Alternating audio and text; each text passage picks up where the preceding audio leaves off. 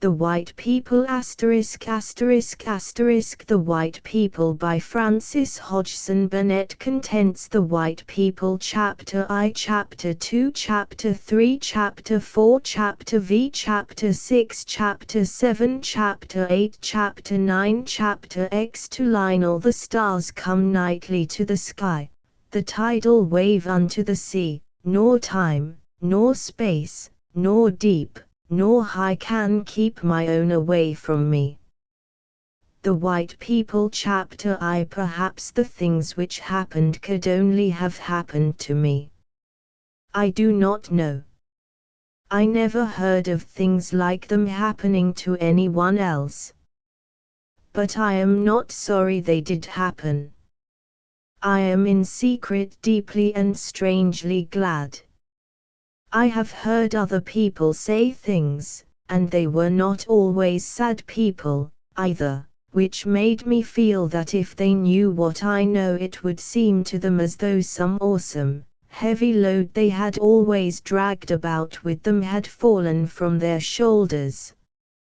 To most people everything is so uncertain that if they could only see or hear and know something clear they would drop upon their knees and give thanks.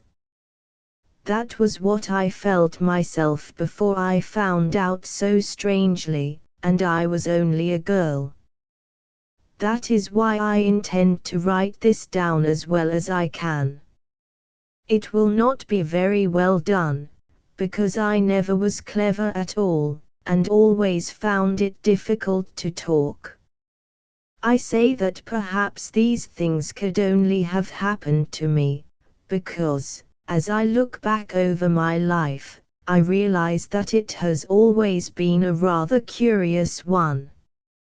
Even when those who took care of me did not know I was thinking at all, I had begun to wonder if I were not different from other children.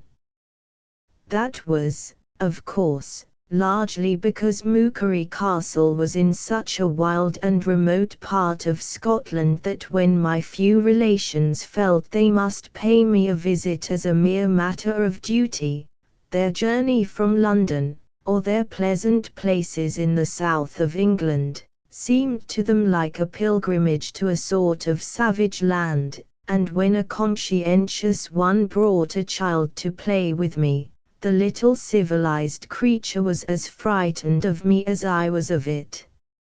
My shyness and fear of its strangeness made us both dumb. No doubt I seemed like a new breed of inoffensive little barbarian, knowing no tongue but its own. A certain clannish etiquette made it seem necessary that a relation should pay me a visit sometimes, because I was in a way important. The huge, frowning feudal castle standing upon its battlemented rock was mine. I was a great heiress, and I was, so to speak, the chieftainess of the clan. But I was a plain, undersized little child, and had no attraction for anyone but Jean Braidfute, a distant cousin, who took care of me, and Angus MacAir, who took care of the library, and who was a distant relative also. They were both like me in the fact that they were not given to speech, but sometimes we talked to one another, and I knew they were fond of me, as I was fond of them. They were really all I had. When I was a little girl I did not, of course, understand that I was an important person, and I could not have realized the significance of being an heiress. I had always lived in the castle, and was used to its hugeness, of which I only knew corners. Until I was 7 years old, I think, I imagined all but very poor people lived in castles and were saluted by everyone they passed. It seemed probable that all little girls had a piper who strode up and down the terrace and played on the bagpipes when guests were served in the dining hall. My piper's name was Fergus, and in time I found out that the guests from London could not endure the noise he made when he marched to and fro, proudly swinging his kilts and treading like a stag on a hillside. It was an insult to tell him to stop playing, because it was his religion to believe that the mookery must be piped proudly to, and his ancestors had been pipers to the head of the clan for 5 generations. It was his duty to march round the dining hall and play while the guests feasted, but I was obliged in the end to make him believe that he could be heard better from the terrace, because when he was outside his music was not spoiled by the sound of talking. It was very difficult at first. But because I was his chieftainess, and had learned how to give orders in a rather proud, stern little voice, he knew he must obey. Even this kind of thing may show that my life was a peculiar one, but the strangest part of it was that, while I was at the head of so many people, I did not really belong to anyone, and I did not know that this was unusual. One of my early memories is that I heard an under-nursemaid say to another this curious thing: both her father and mother were dead when she was born. I did not even know that was a remarkable thing to say until I was several years older and Jean Braidfute told me what had been meant. My father and mother had both been very young and beautiful and wonderful. It was said that my father was the handsomest chieftain in Scotland, and that his wife was as beautiful as he was. They came to Mookery as soon as they were married and lived a splendid year there together. Sometimes they were quite alone, and spent their days fishing or riding or wandering on the moor together, or reading by the fire in the library the ancient books Angus MacAir found for them. The library was a marvelous place, and MacAir knew every volume in it. They used to sit and read like children among fairy stories, and then they would persuade MacAir to tell them the ancient tales he knew, of the days when Agricola forced his way in among the men of the woods, who would die any savage death rather than be conquered. MacAir was a sort of heirloom himself, and he knew and believed them all. I don't know how it was that I myself seemed to see my young father and mother so clearly and to know how radiant and wildly in love they were. Surely Jean Braidfute had not words to tell me. But I knew. So I understood, in a way of my own, what happened to my mother one brilliant late October afternoon when my father was brought home dead, followed by the guests who had gone out shooting with him. His foot had caught in a tuft of heather, and his gun in going off had killed him. One moment he had been the handsomest young chieftain in Scotland, and when he was brought home they could not have let my mother see his face. But she never asked to see it. She was on the terrace which juts over the rock the castle is built on, and which looks out over the purple world of climbing moor. She saw from there the returning party of shooters and gillies winding its way slowly through the heather, following a burden carried on a stretcher of fir boughs. Some of her women guests were with her, and one of them said afterward that when she first caught sight of the moving figures she got up slowly and crept to the stone balustrade with a crouching movement almost like a young leopardess preparing to spring. But she only watched, making neither sound nor movement until the cortege was near enough for her to see that every man's head was bowed upon his breast, and not one was covered. Then she said, Quite slowly, they have taken off their bonnets and fell upon the terrace like a dropped stone. It was because of this that the girl said that she was dead when I was born. It must have seemed almost as if she were not a living thing. She did not open her eyes or make a sound, she lay white and cold. The celebrated physicians who came from London talked of catalepsy and afterward wrote scientific articles which tried to explain her condition. She did not know when I was born. She died a few minutes after I uttered my first cry.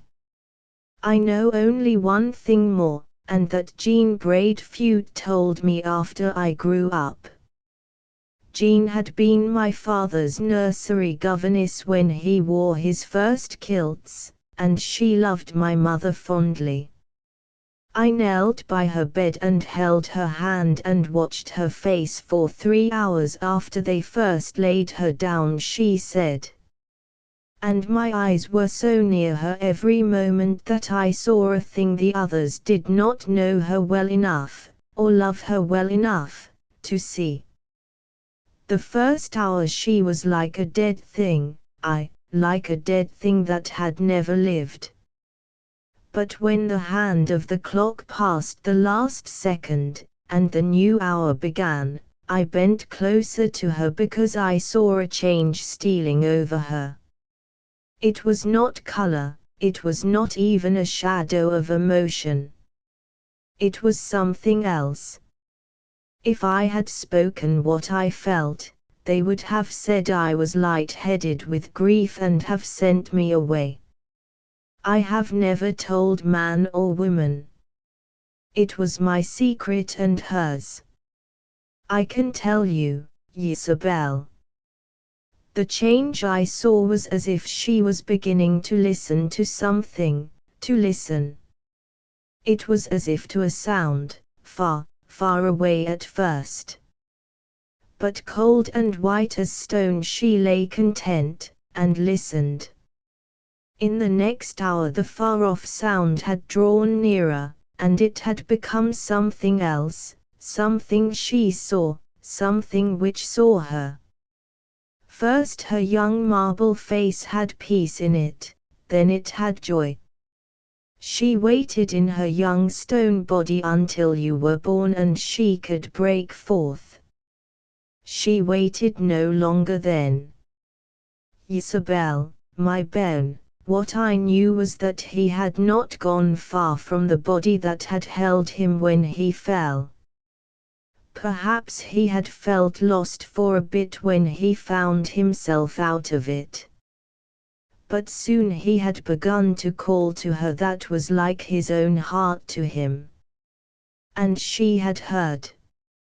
And then, being half away from earth herself, she had seen him and known he was waiting, and that he would not leave for any far place without her. She was so still that the big doctors thought more than once she had passed. But I knew better. It was long before I was old enough to be told anything like this that I began to feel that the moor was in secret my companion and friend, that it was not only the moor to me, but something else. It was like a thing alive. A huge giant lying spread out in the sun warming itself, or covering itself with thick, white mist which sometimes writhed and twisted itself into wraiths. First I noticed and liked it some day, perhaps, when it was purple and yellow with gorse and heather and broom, and the honey scents drew bees and butterflies and birds. But soon I saw and was drawn by another thing. How young was I that afternoon when I sat in the deep window and watched the low, soft whiteness creeping out and hovering over the heather as if the moor had breathed it.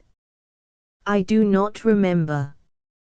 It was such a low little mist at first, and it crept until its creeping grew into something heavier and whiter, and it began to hide the heather and the gorse and broom, and then the low young fir trees.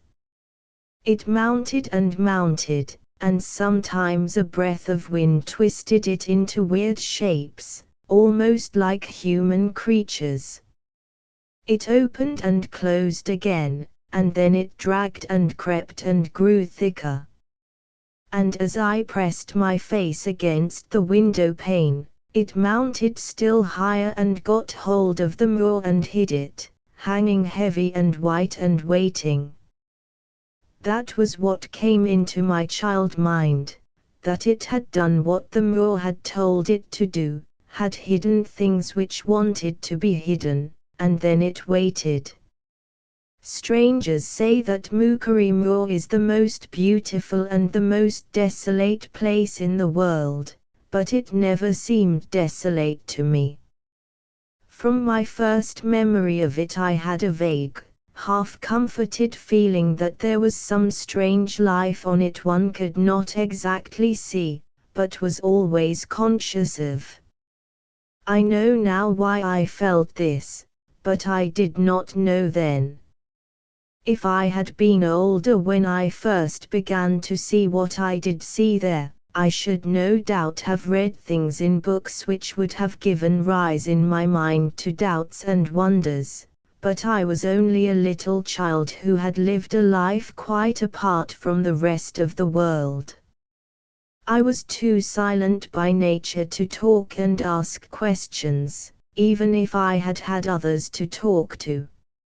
I had only Jean and Angus, and, as I found out years later, they knew what I did not, and would have put me off with adroit explanations if I had been curious.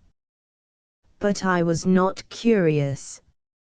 I accepted everything as it came and went.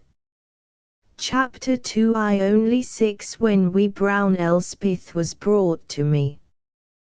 Jean and Angus were as fond of each other in their silent way as they were of me, and they often went together with me when I was taken out for my walks. I was kept in the open air a great deal, and Angus would walk by the side of my small, shaggy Shetland pony and lead him over rough or steep places. Sheltie, the pony, was meant for use when we wished to fare farther than a child could walk, but I was trained to sturdy marching and climbing even from my babyhood.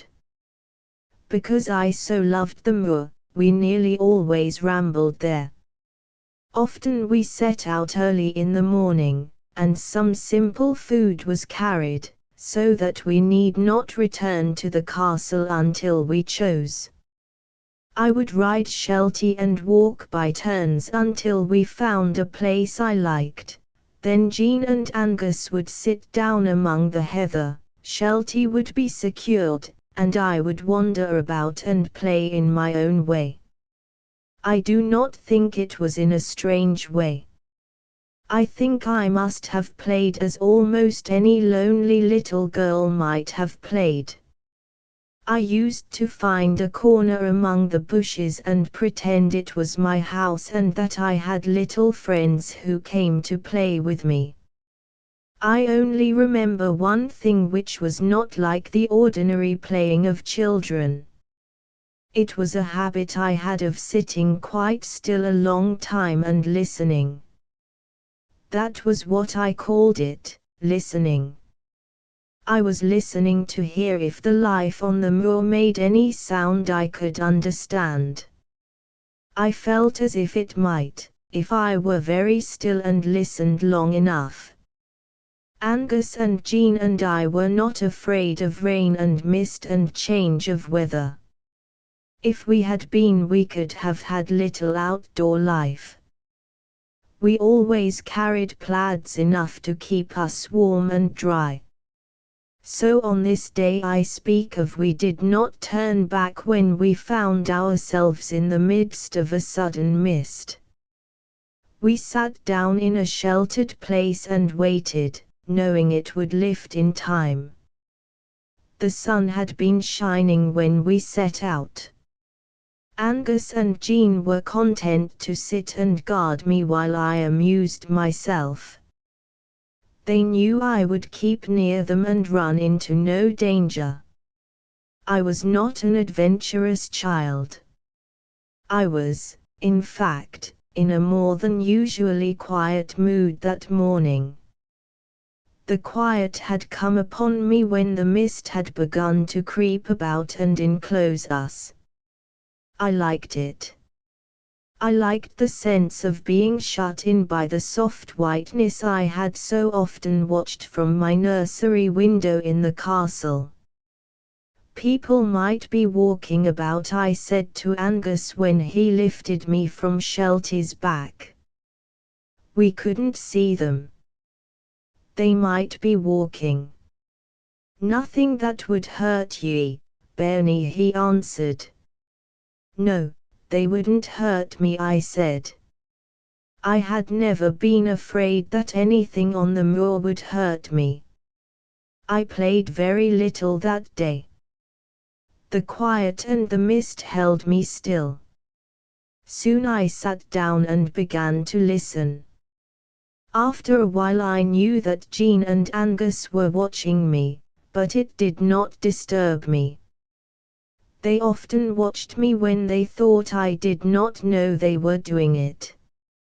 I had sat listening for nearly half an hour when I heard the first muffled, slow trampling of horses' hoofs.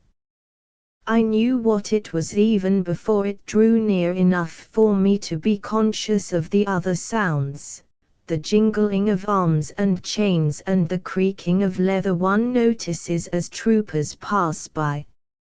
Armed and mounted men were coming toward me. That was what the sounds meant, but they seemed faint and distant, though I knew they were really quite near. Jean and Angus did not appear to hear them.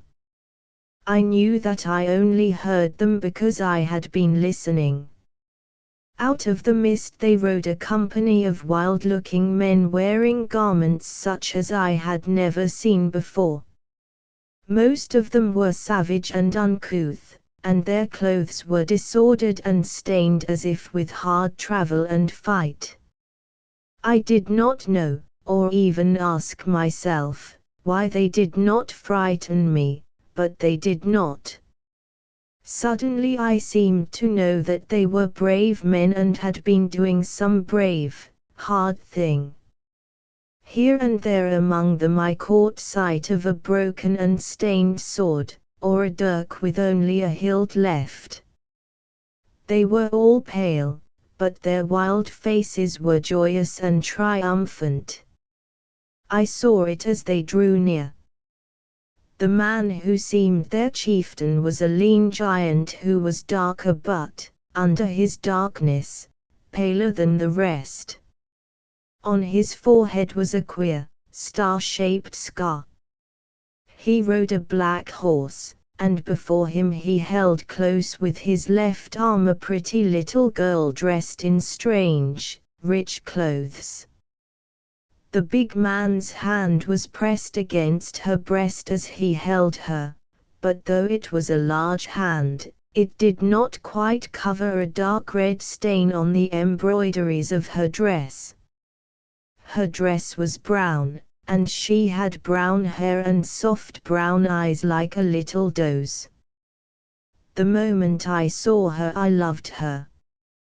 The black horse stopped before me. The wild troop drew up and waited behind. The great, lean rider looked at me a moment, and then, lifting the little girl in his long arms, bent down and set her gently on her feet on the mossy earth in the mist beside me.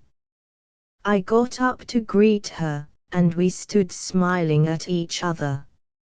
And in that moment as we stood the black horse moved forward, the muffled trampling began again, the wild company swept on its way, and the white mist closed behind it as if it had never passed. Of course I know how strange this will seem to people who read it, but that cannot be helped and does not really matter. It was in that way the thing happened, and it did not even seem strange to me. Anything might happen on the moor, anything. And there was the fair little girl with the eyes like a doe's. I knew she had come to play with me, and we went together to my house among the bushes of broom and gorse and played happily. But before we began I saw her stand and look wonderingly at the dark red stain on the embroideries on her childish breast.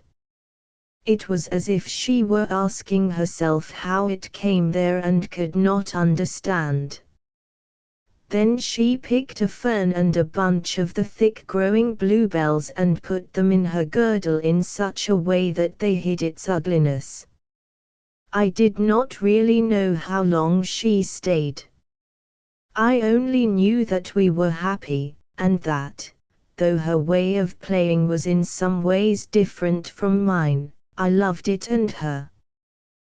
Presently the mist lifted and the sun shone, and we were deep in a wonderful game of being hidden in a room in a castle because something strange was going to happen which we were not told about. She ran behind a big gorse bush and did not come back. When I ran to look for her she was nowhere. I could not find her, and I went back to Jean and Angus, feeling puzzled. Where did she go? I asked them, turning my head from side to side. They were looking at me strangely, and both of them were pale. Jean was trembling a little. Who was she, Isabel? She said. The little girl the men brought to play with me, I answered, still looking about me. The big one on the black horse put her down, the big one with the star here. I touched my forehead where the queer scar had been. For a minute Angus forgot himself. Years later he told me. Dark Malcolm of the Glen, he broke out. Wee brown Elspeth. But she is white, quite white. I said. Where did she go? Jean swept me in her warm, shaking arms and hugged me close to her breast. She's one of the fair ones, she said, kissing and patting me. She will come again. She'll come often, I dare say.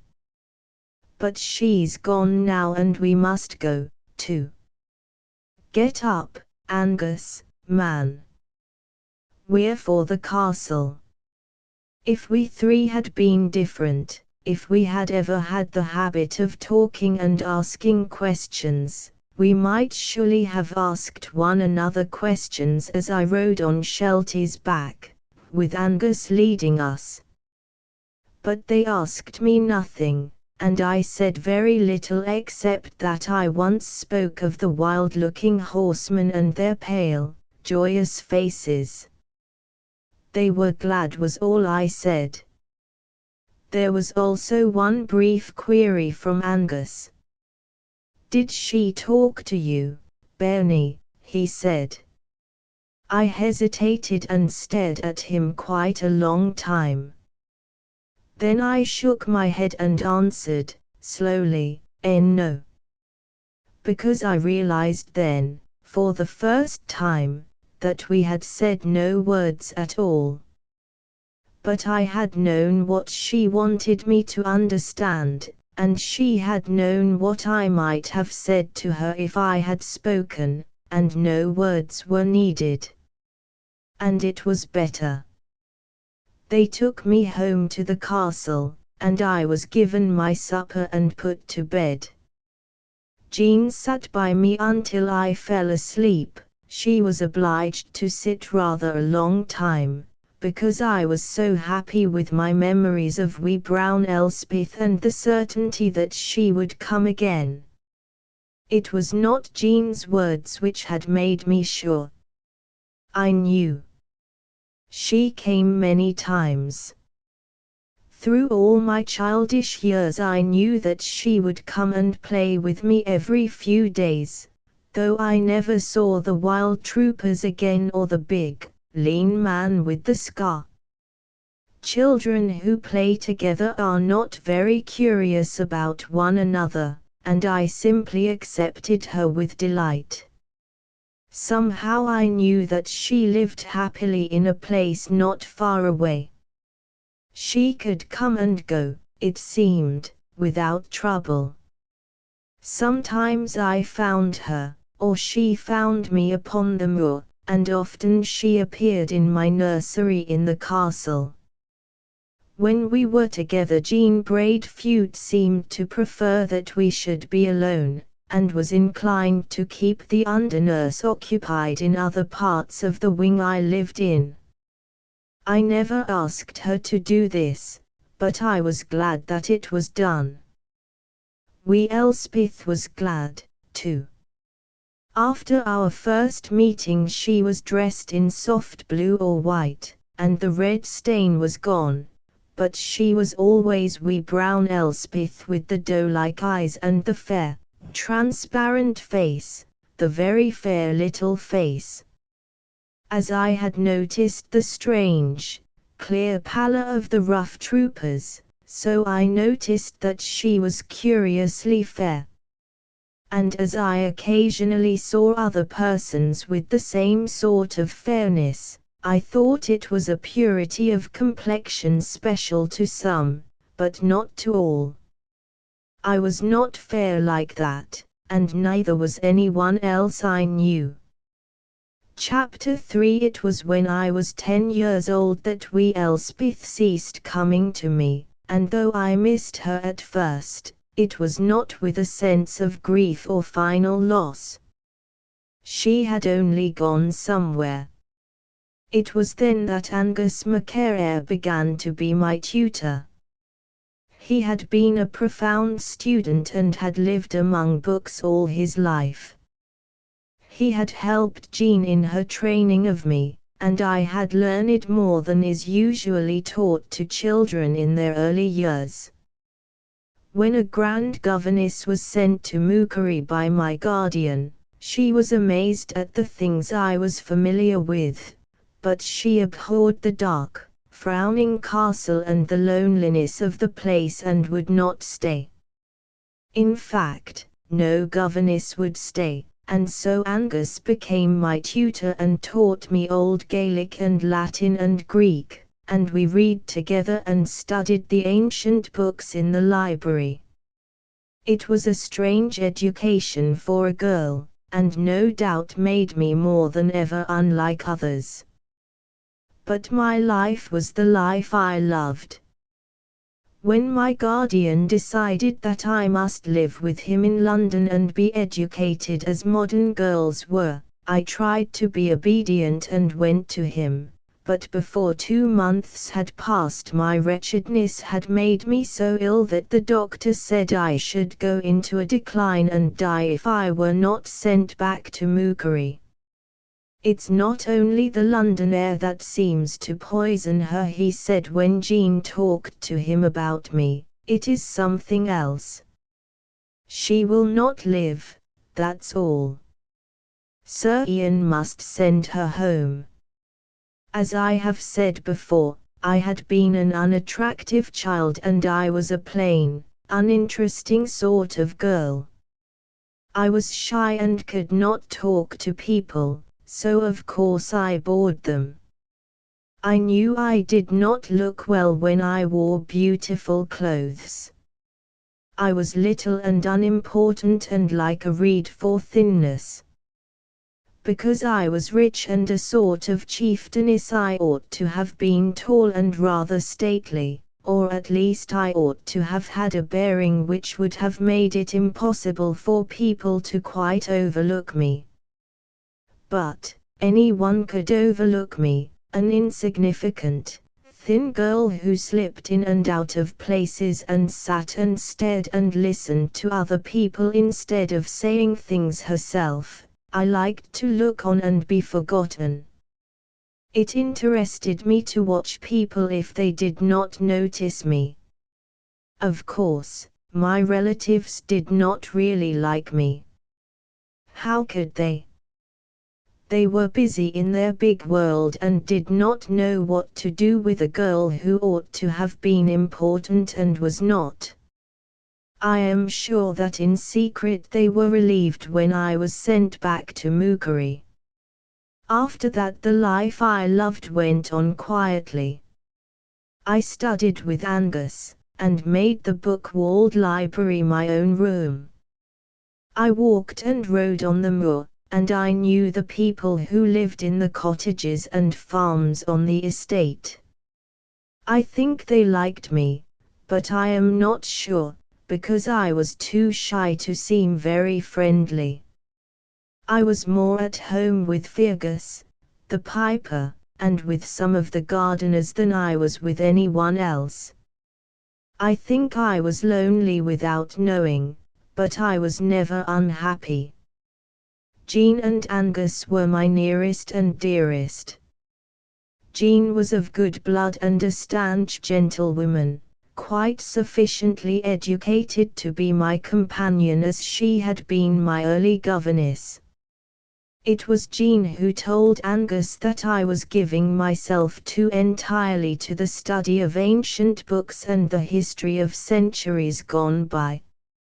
She is living today, and she must not pass through this life without gathering anything from it. This life, she put it, as if I had passed through others before, and might pass through others again. That was always her way of speaking, and she seemed quite unconscious of any unusualness in it. "You are a wise woman," Jean Angus said, looking long at her grave face.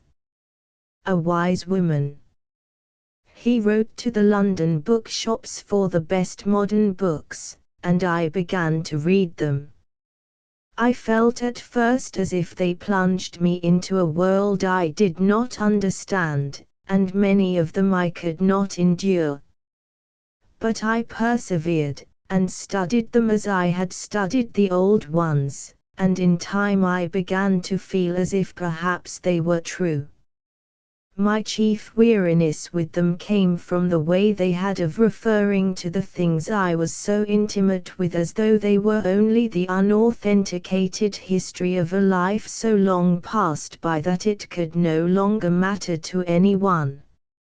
So often the greatest hours of great lives were treated as possible legends. I knew why men had died or were killed or had borne black horror. I knew because I had read old books and manuscripts and had heard the stories which had come down through centuries by word of mouth, passed from father to son. But there was one man who did not write as if he believed the world had begun and would end with him. He knew he was only one, and part of all the rest. The name I shall give him is Hector Macnaghn. He was a Scotchman, but he had lived in many a land. The first time I read a book he had written I caught my breath with joy, again and again. I knew I had found a friend, even though there was no likelihood that I should ever see his face. He was a great and famous writer, and all the world honored him, while I, hidden away in my castle on a rock on the edge of Mookery, was so far from being interesting or clever that even in my grandest evening dress and tiara of jewels I was as insignificant as a mouse. In fact, I always felt rather silly when I was obliged to wear my diamonds on state occasions as custom sometimes demanded. Mr. Macnaghn wrote essays and poems, and marvelous stories which were always real though they were called fiction. Wheresoever his story was placed, howsoever remote and unknown the scene, it was a real place, and the people who lived in it were real, as if he had some magic power to call up human things to breathe and live and set one's heart beating. I read everything he wrote. I read every word of his again and again. I always kept some book of his near enough to be able to touch it with my hand, and often I sat by the fire in the library holding one open on my lap for an hour or more, only because it meant a warm, close companionship. It seemed at those times as if he sat near me in the dim glow and we understood each other's thoughts without using words, as we Brown Elspeth and I had understood, only this was a deeper thing. I had felt near him in this way for several years, and every year he had grown more famous, when it happened that one June my guardian, Sir Ian, required me to go to London to see my lawyers and sign some important documents connected with the management of the estate. I was to go to his house to spend a week or more, attend a drawing room, and show myself at a few great parties in a proper manner, this being considered my duty toward my relatives. These, I believe, were secretly afraid that if I were never seen their world would condemn my guardian for neglect of his charge, or would decide that I was of unsound mind and intentionally kept hidden away at Mookery. He was an honorable man, and his wife was a well-meaning woman. I did not wish to do them an injustice, so I paid them yearly visits and tried to behave as they wished, much as I disliked to be dressed in fine frocks and to wear diamonds on my little head and round my thin neck. It was an odd thing that this time I found I did not dread the visit to London as much as I usually did. For some unknown reason I became conscious that I was not really reluctant to go. Usually the thought of the days before me made me restless and low-spirited. London always seemed so confused and crowded, and made me feel as if I were being pushed and jostled by a mob always making a tiresome noise. But this time I felt as if I should somehow find a clear place to stand in, where I could look on and listen without being bewildered. It was a curious feeling, I could not help noticing and wondering about it. I knew afterward that it came to me because a change was drawing near. I wish so much that I could tell about it in a better way. But I have only my own way, which I am afraid seems very like a schoolgirl's. Jean Braidfute made the journey with me, as she always did, and it was like every other journey. Only one incident made it different, and when it occurred there seemed nothing unusual in it. It was only a bit of sad, everyday life which touched me. There is nothing new in seeing a poor woman in deep mourning. Jean and I had been alone in our railway carriage for a great part of the journey, but an hour or two before we reached London a man got in and took a seat in a corner. The train had stopped at a place where there is a beautiful and well-known cemetery. People bring their friends from long distances to lay them there. When one passes the station, one nearly always sees sad faces and people in mourning on the platform. There was more than one group there that day, and the man who sat in the corner looked out at them with gentle eyes. He had fine, deep eyes and a handsome mouth.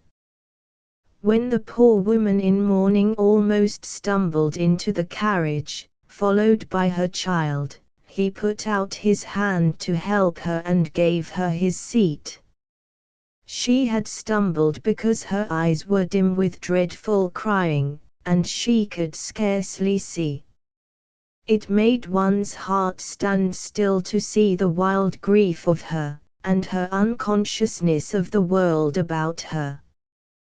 The world did not matter. There was no world. I think there was nothing left anywhere but the grave she had just staggered blindly away from. I felt as if she had been lying sobbing and writhing and beating the new turf on it with her poor hands, and I somehow knew that it had been a child's grave she had been to visit and had felt she left to utter loneliness when she turned away. It was because I thought this that I wished she had not seemed so unconscious of and indifferent to the child who was with her and clung to her black dress as if it could not bear to let her go. This one was alive at least, even if she had lost the other one, and its little face was so wistful. It did not seem fair to forget and ignore it, as if it were not there. I felt as if she might have left it behind on the platform if it had not so clung to her skirt that it was almost dragged into the railway carriage with her. When she sank into her seat she did not even lift the poor little thing into the place beside her, but left it to scramble up as best it could. She buried her swollen face in her handkerchief and sobbed in a smothered way as if she neither saw, heard, nor felt any living thing near her. How I wished she would remember the poor child and let it comfort her. It really was trying to do it in its innocent way. It pressed close to her side, it looked up imploringly. It kissed her arm and her crepe veil over and over again, and tried to attract her attention. It was a little, fair creature not more than 5 or 6 years old and perhaps too young to express what it wanted to say. It could only cling to her and kiss her black dress, and seem to beg her to remember that it, at least, was a living thing. But she was too absorbed in her anguish to know that it was in the world. She neither looked at nor touched it, and at last it sat with its cheek against her sleeve, softly stroking her arm, and now and then kissing it longingly. I was obliged to turn my face away and look out of the window, because I knew the man with the kind face saw the tears well up into my eyes. The poor woman did not travel far with us. She left the train after a few stations were passed. Our fellow traveler got out before her to help her onto the platform. He stood with bared head while he assisted her, but she scarcely saw him. And even then she seemed to forget the child. The poor thing was dragged out by her dress as it had been dragged in. I put out my hand involuntarily as it went through the door, because I was afraid it might fall. But it did not. It turned its fair little face and smiled at me. When the kind traveler returned to his place in the carriage again, and the train left the station, the black-draped woman was walking slowly down the platform and the child was still clinging to her skirt. Chapter 4 My guardian was a man whose custom it was to give large and dignified parties. Among his grand and fashionable guests there was nearly always a sprinkling of the more important members of the literary world. The night after I arrived there was to be a particularly notable dinner. I had come prepared to appear at it. Jean had brought fine array for me and a case of jewels. I knew I must be dressed up and look as important as I could. When I went upstairs after tea, Jean was in my room laying things out on the bed. "The man you like so much is to dine here tonight, Isabel," she said. "Mr. Hector Macnairn." I believe I even put my hand suddenly to my heart as I stood and looked at her. I was so startled and so glad. "You must tell him how much you love his books," she said. She had a quiet, motherly way. "There will be so many other people who will want to talk to him," I answered, and I felt a little breathless with excitement as I said it. And I should be too shy to know how to say such things properly. "Don't be afraid of him," was her advice. "The man will be like his books, and they're the joy of your life." She made me look as nice as she could in the new dress she had brought. She made me wear the Mukuri diamonds and sent me downstairs. It does not matter who the guests were, I scarcely remember. I was taken in to dinner by a stately elderly man who tried to make me talk, and at last was absorbed by the clever woman on his other side. I found myself looking between the flowers for a man's face I could imagine was Hector Macnairn's. I looked up and down and saw none I could believe belonged to him.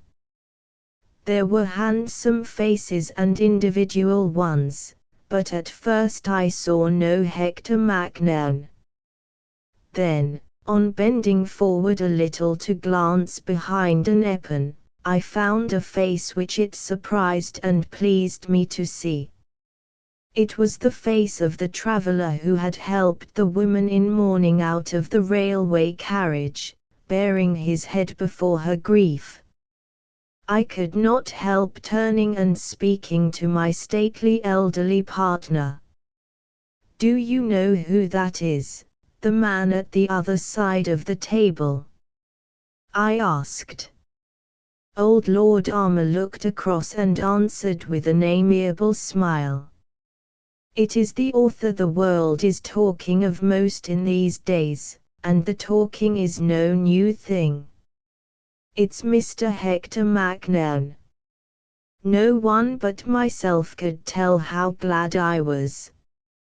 It seemed so right that he should be the man who had understood the deeps of a poor, passing stranger woman's woe. I had so loved that quiet bearing of his head. All at once I knew I should not be afraid of him.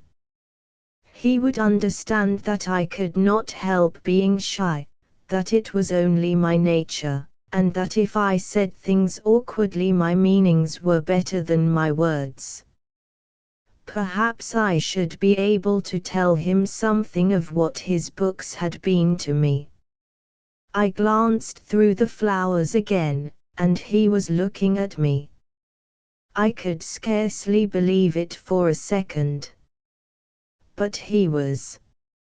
His eyes, his wonderful eyes, met mine. I could not explain why they were wonderful.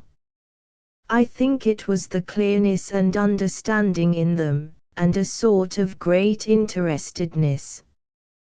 People sometimes look at me from curiosity, but they do not look because they are really interested. I could scarcely look away, though I knew I must not be guilty of staring.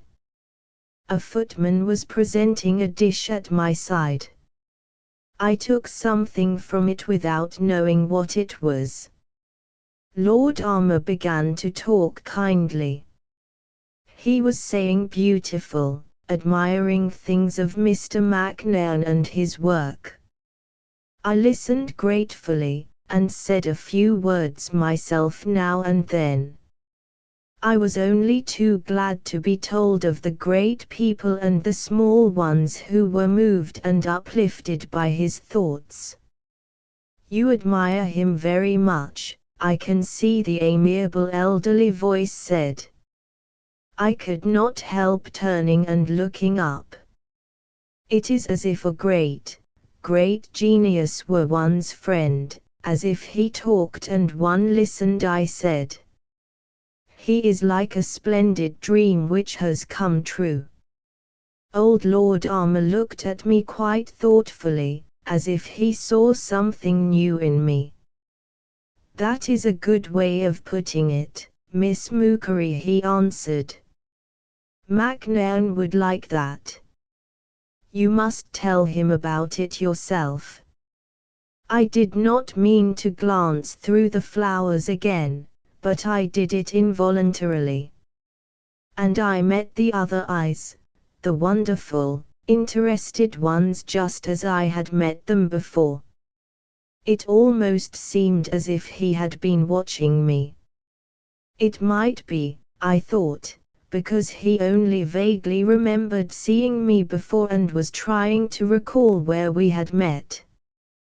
When my guardian brought his men guests to the drawing room after dinner, I was looking over some old prints at a quiet, small table. There were a few minutes of smiling talk, and then Sir Ian crossed the room toward me, bringing someone with him. It was Hector McNairn he brought. Mr. McNairn tells me you travelled together this afternoon without knowing each other, he said. He has heard something of Mookery and would like to hear more, Isabel.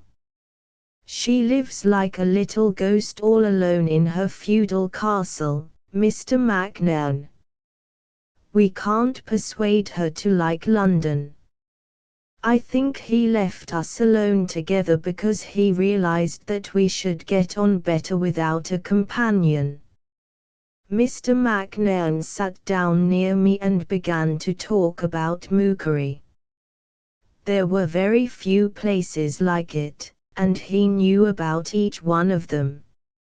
He knew the kind of things Angus MacAir knew, the things most people had either never heard of or had only thought of as legends. He talked as he wrote, and I scarcely knew when he led me into talking also. Afterward I realized that he had asked me questions I could not help answering because his eyes were drawing me on with that quiet, deep interest. It seemed as if he saw something in my face which made him curious. I think I saw this expression first when we began to speak of our meeting in the railway carriage, and I mentioned the poor little fair child my heart had ached so for. It was such a little thing and it did so want to comfort her. Its white little clinging hands were so pathetic when they stroked and patted her, I said. And she did not even look at it. He did not start, but he hesitated in a way which almost produced the effect of a start. Long afterward I remembered it. The child, he said. Yes. But I was sitting on the other side. And I was so absorbed in the poor mother that I am afraid I scarcely saw it. Tell me about it. It was not 6 years old, poor mite, I answered. It was one of those very fair children one sees now and then. It was not like its mother. She was not one of the white people. The white people, he repeated quite slowly after me. You don't mean that she was not a Caucasian? Perhaps I don't understand. That made me feel a trifle shy again.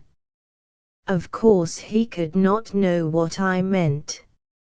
How silly of me to take it for granted that he would.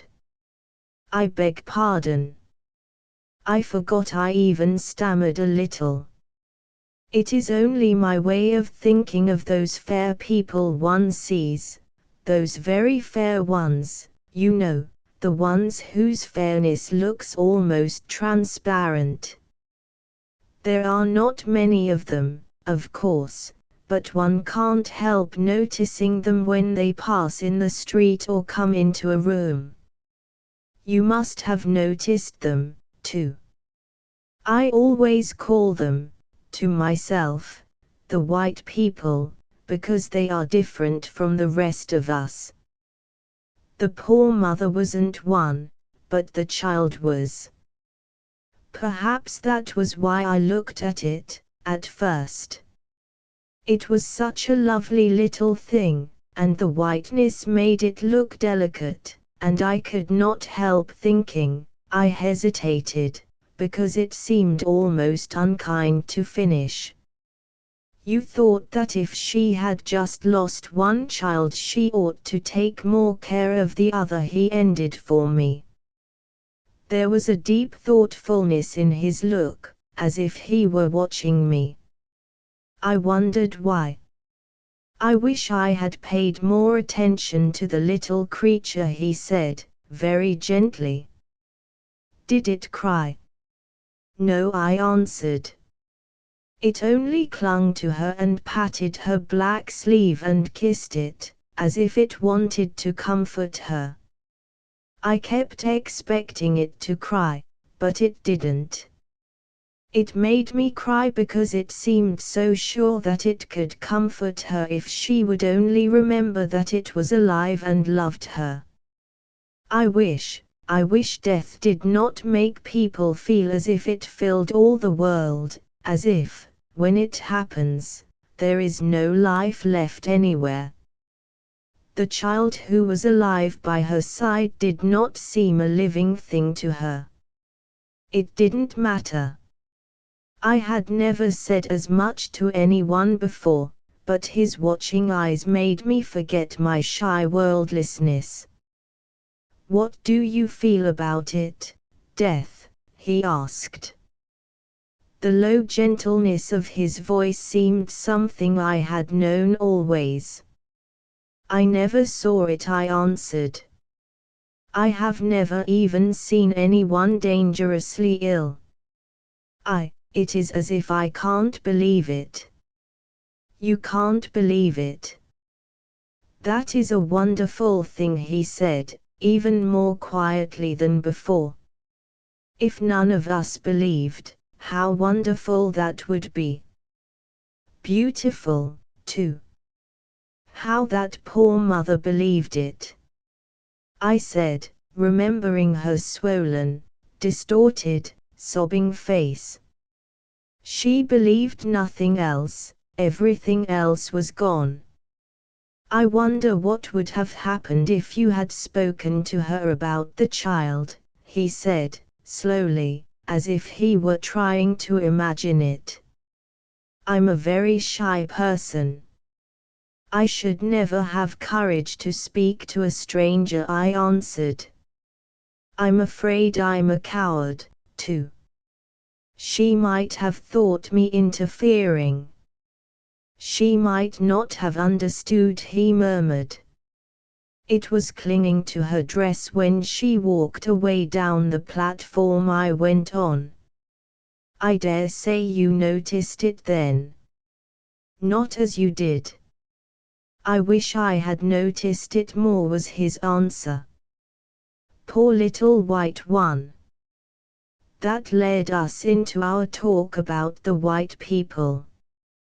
He said he did not think he was exactly an observant person in some respects. Remembering his books, which seemed to me the work of a man who saw and understood everything in the world, I could not comprehend his thinking that, and I told him so. But he replied that what I had said about my white people made him feel that he must be abstracted sometimes and miss things. He did not remember having noticed the rare fairness I had seen. He smiled as he said it, because, of course, It was only a little thing, that he had not seen that some people were so much fairer than others. But it has not been a little thing to you, evidently. That is why I am even rather curious about it, he explained. It is a difference definite enough to make you speak almost as if they were of a different race from ours. I sat silent a few seconds, thinking it over. Suddenly I realized what I had never realized before. Do you know, I said, as slowly as he himself had spoken, I did not know that was true until you put it into words.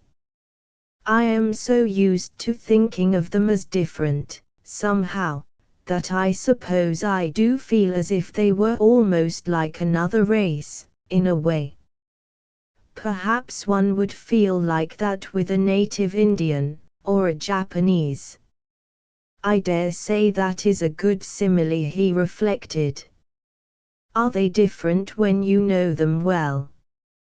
I have never known one but we brown Elspeth, I answered, thinking it over.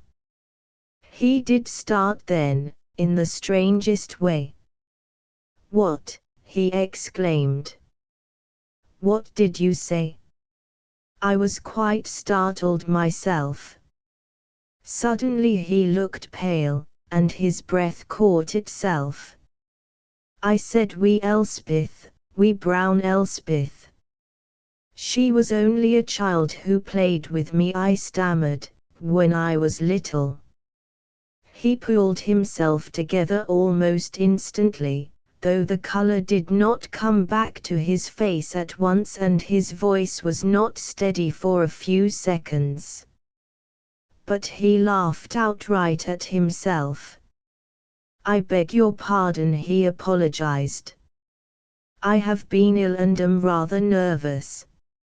I thought you said something you could not possibly have said. I almost frightened you. And you were only speaking of a little playmate. Please go on. I was only going to say that she was fair like that, fairer than anyone I had ever seen, but when we played together she seemed like any other child. She was the first I ever knew. I told him about the misty day on the moor, and about the pale troopers and the big, lean leader who carried Elspeth before him on his saddle. I had never talked to anyone about it before, not even to Jean Braidfute. But he seemed to be so interested, as if the little story quite fascinated him. It was only an episode, but it brought in the weirdness of the moor and my childish fancies about the things hiding in the white mist, and the castle frowning on its rock, and my baby face pressed against the nursery window in the tower, and Angus and the library, and Jean and her goodness and wise ways. It was dreadful to talk so much about oneself. But he listened so. His eyes never left my face, they watched and held me as if he were enthralled. Sometimes he asked a question. I wonder who they were, the horsemen, he pondered. Did you ever ask wee Elspeth? We were both too little to care. We only played, I answered him. And they came and went so quickly that they were only a sort of dream. They seem to have been a strange lot. Wasn't Angus curious about them? He suggested. Angus never was curious about anything, I said. Perhaps he knew something about them and would not tell me. When I was a little thing I always knew he and Jean had secrets I was too young to hear. They hid sad and ugly things from me, or things that might frighten a child. They were very good. Yes, They were good, he said, thoughtfully. I think anyone would have been pleased to find herself talking quietly to a great genius, as quietly as if he were quite an ordinary person, but to me the experience was wonderful. I had thought about him so much and with such adoring reverence. And he looked at me as if he truly liked me, even as if I were something new, a sort of discovery which interested him. I dare say that he had never before seen a girl who had lived so much alone and in such a remote and wild place. I believe Sir Ian and his wife were pleased, too, to see that I was talking. They were glad that their guests should see that I was intelligent enough to hold the attention even of a clever man. If Hector MacNairn was interested in me, I could not be as silly and dull as I looked. But on my part I was only full of wonder and happiness. I was a girl, and he had been my only hero, and it seemed even as if he liked me and cared about my queer life. He was not a man who had the air of making confidences or talking about himself, but before we parted I seemed to know him and his surroundings as if he had described them. A mere phrase of his would make a picture. Such a few words made his mother quite clear to me. They loved each other in an exquisite, intimate way. She was a beautiful person. Artists had always painted her. He and she were completely happy when they were together. They lived in a house in the country, and I could not at all tell how I discovered that it was an old house with beautiful chimneys and a very big garden with curious high walls with corner towers round it. He only spoke of it briefly, but I saw it as a picture, and always afterward, when I thought of his mother, I thought of her as sitting under a great and ancient apple tree with the long, late afternoon shadows stretching on the thick, green grass. I suppose I saw that just because he said, "Will you come to tea under the big apple tree some afternoon when the late shadows are like velvet on the grass?" That is perhaps the loveliest time. When we rose to go and join the rest of the party, he stood a moment and glanced round the room at our fellow guests. "Are there any of your white people here tonight?" he said, smiling. "I shall begin to look for them everywhere." I glanced over the faces carelessly. "There are none here tonight," I answered, and then I flushed because he had smiled. It was only a childish name I gave them. I hesitated. "I forgot you wouldn't understand." "I dare say it sounds silly." He looked at me so quickly. "No, no, no," he exclaimed. "You mustn't think that. Certainly not silly." I do not think he knew that he put out his hand and gently touched my arm, as one might touch a child to make it feel one wanted it to listen. "You don't know," he said in his low, slow voice, "how glad I am that you have talked to me. Sir Ian said you were not fond of talking to people, and I wanted to know you. You care about places like Mookery." That is why, I answered, feeling at once how much he understood. "I care for Mookery more than for all the rest of the world. And I suppose you saw it in my face. I dare say that the people who love that kind of life cannot help seeing it there." "Yes," he said, "it is in your eyes."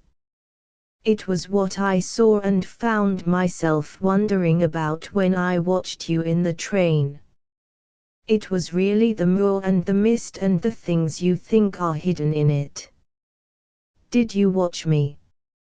I asked. I could not help watching you a little, when you were so kind to the poor woman. I was afraid you would see me and think me rude. It was the far look in your face I watched, he said. If you will come to tea under the big apple tree, I will tell you more about it. Indeed I will come, I answered.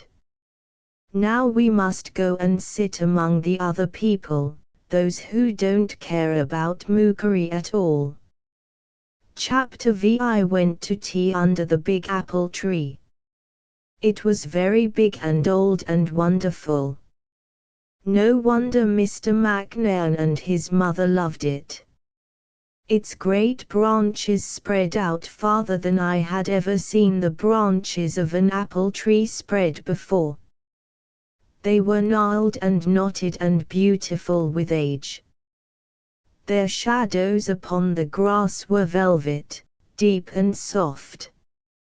Such a tree could only have lived its life in such a garden.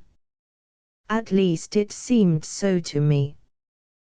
The high, dim-colored walls, with their curious, low corner towers and the leafage of the wall fruits spread against their brick, enclosed it embracingly, as if they were there to take care of it and its beauty. But the tree itself seemed to have grown there in all its dignified loveliness of shadow to take care of Mrs. McNairn, who sat under it. I felt as if it loved and was proud of her. I have heard clever literary people speak of Mrs. McNairn as a survival of type. Sometimes clever people bewilder me by the terms they use, but I thought I understood what they meant in her case. She was quite unlike the modern elderly woman, and yet she was not in the least old-fashioned or démodée.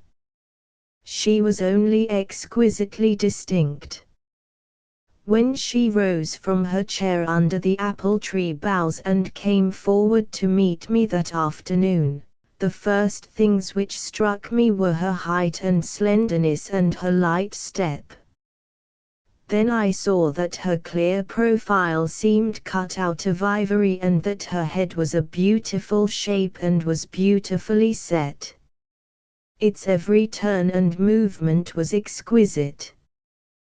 The mere fact that both her long, ivory hands enfolded mine thrilled me. I wondered if it were possible that she could be unaware of her loveliness. Beautiful people are thrilling to me, and Mrs. McNairn has always seemed more so than anyone else. This is what her son once said of her: she is not merely beautiful, she is beauty. Beauty's very spirit moving about among us mortals, pure beauty. She drew me to a chair under her tree, and we sat down together. I felt as if she were glad that I had come. The watching look I had seen in her son's eyes was in hers also. They watched me as we talked, and I found myself telling her about my home as I had found myself telling him. He had evidently talked to her about it himself. I had never met anyone who thought of mookery as I did, but it seemed as if they who were strangers were drawn by its wild, beautiful loneliness as I was. I was happy. In my secret heart I began to ask myself if it could be true that they made me feel a little as if I somehow belonged to someone. I had always seemed so detached from everyone. I had not been miserable about it, and I had not complained to myself. I only accepted the detachment as part of my kind of life. Mr. McNairn came into the garden later and several other people came in to tea. It was apparently a sort of daily custom, that people who evidently adored Mrs. McNairn dropped in to see and talk to her every afternoon. She talked wonderfully, and her friends' joy in her was wonderful, too. It evidently made people happy to be near her. All she said and did was like her light step and the movements of her delicate, fine head, gracious and soft and arrestingly lovely. She did not let me drift away and sit in a corner looking on, as I usually did among strangers.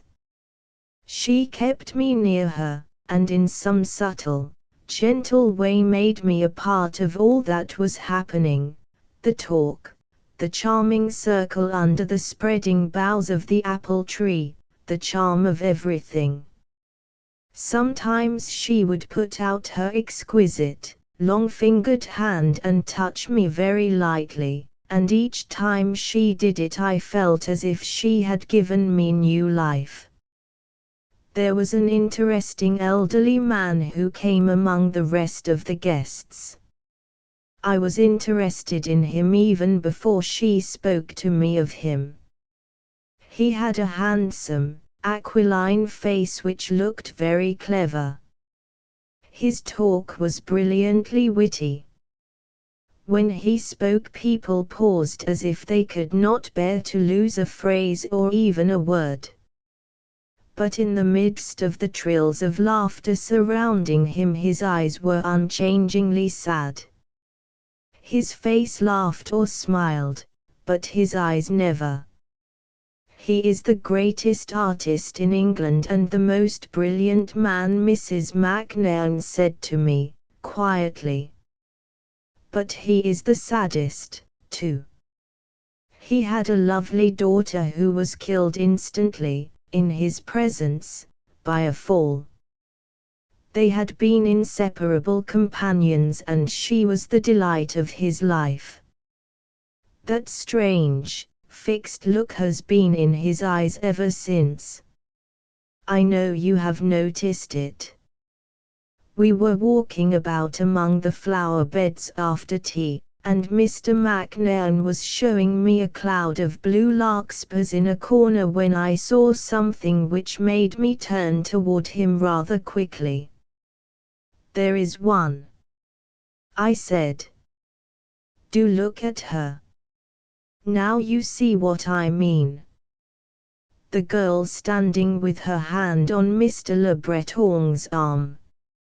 Mr. Le Breton was the brilliant man with the sad eyes. He was standing looking at a mass of white and purple iris at the other side of the garden. There were 2 or 3 people with him, but it seemed as if for a moment he had forgotten them, had forgotten where he was. I wondered suddenly if his daughter had been fond of irises. He was looking at them with such a tender, lost expression. The girl, who was a lovely, fair thing, was standing quite close to him with her hand in his arm, and she was smiling, too, such a smile. "Mr. Le Breton," Mr. McNairn said in a rather startled tone. The girl with her hand in his arm. "Yes. You see how fair she is," I answered. "And she has that transparent look. It is so lovely. Don't you think so? She is one of the white people." He stood very still, looking across the flowers at the group. There was a singular interest and intensity in his expression. He watched the pair silently for a whole minute, I think. "Yes," he said, slowly, "at last, I do see what you mean, and it is lovely. I don't seem to know her well. She must be a new friend of my mother's.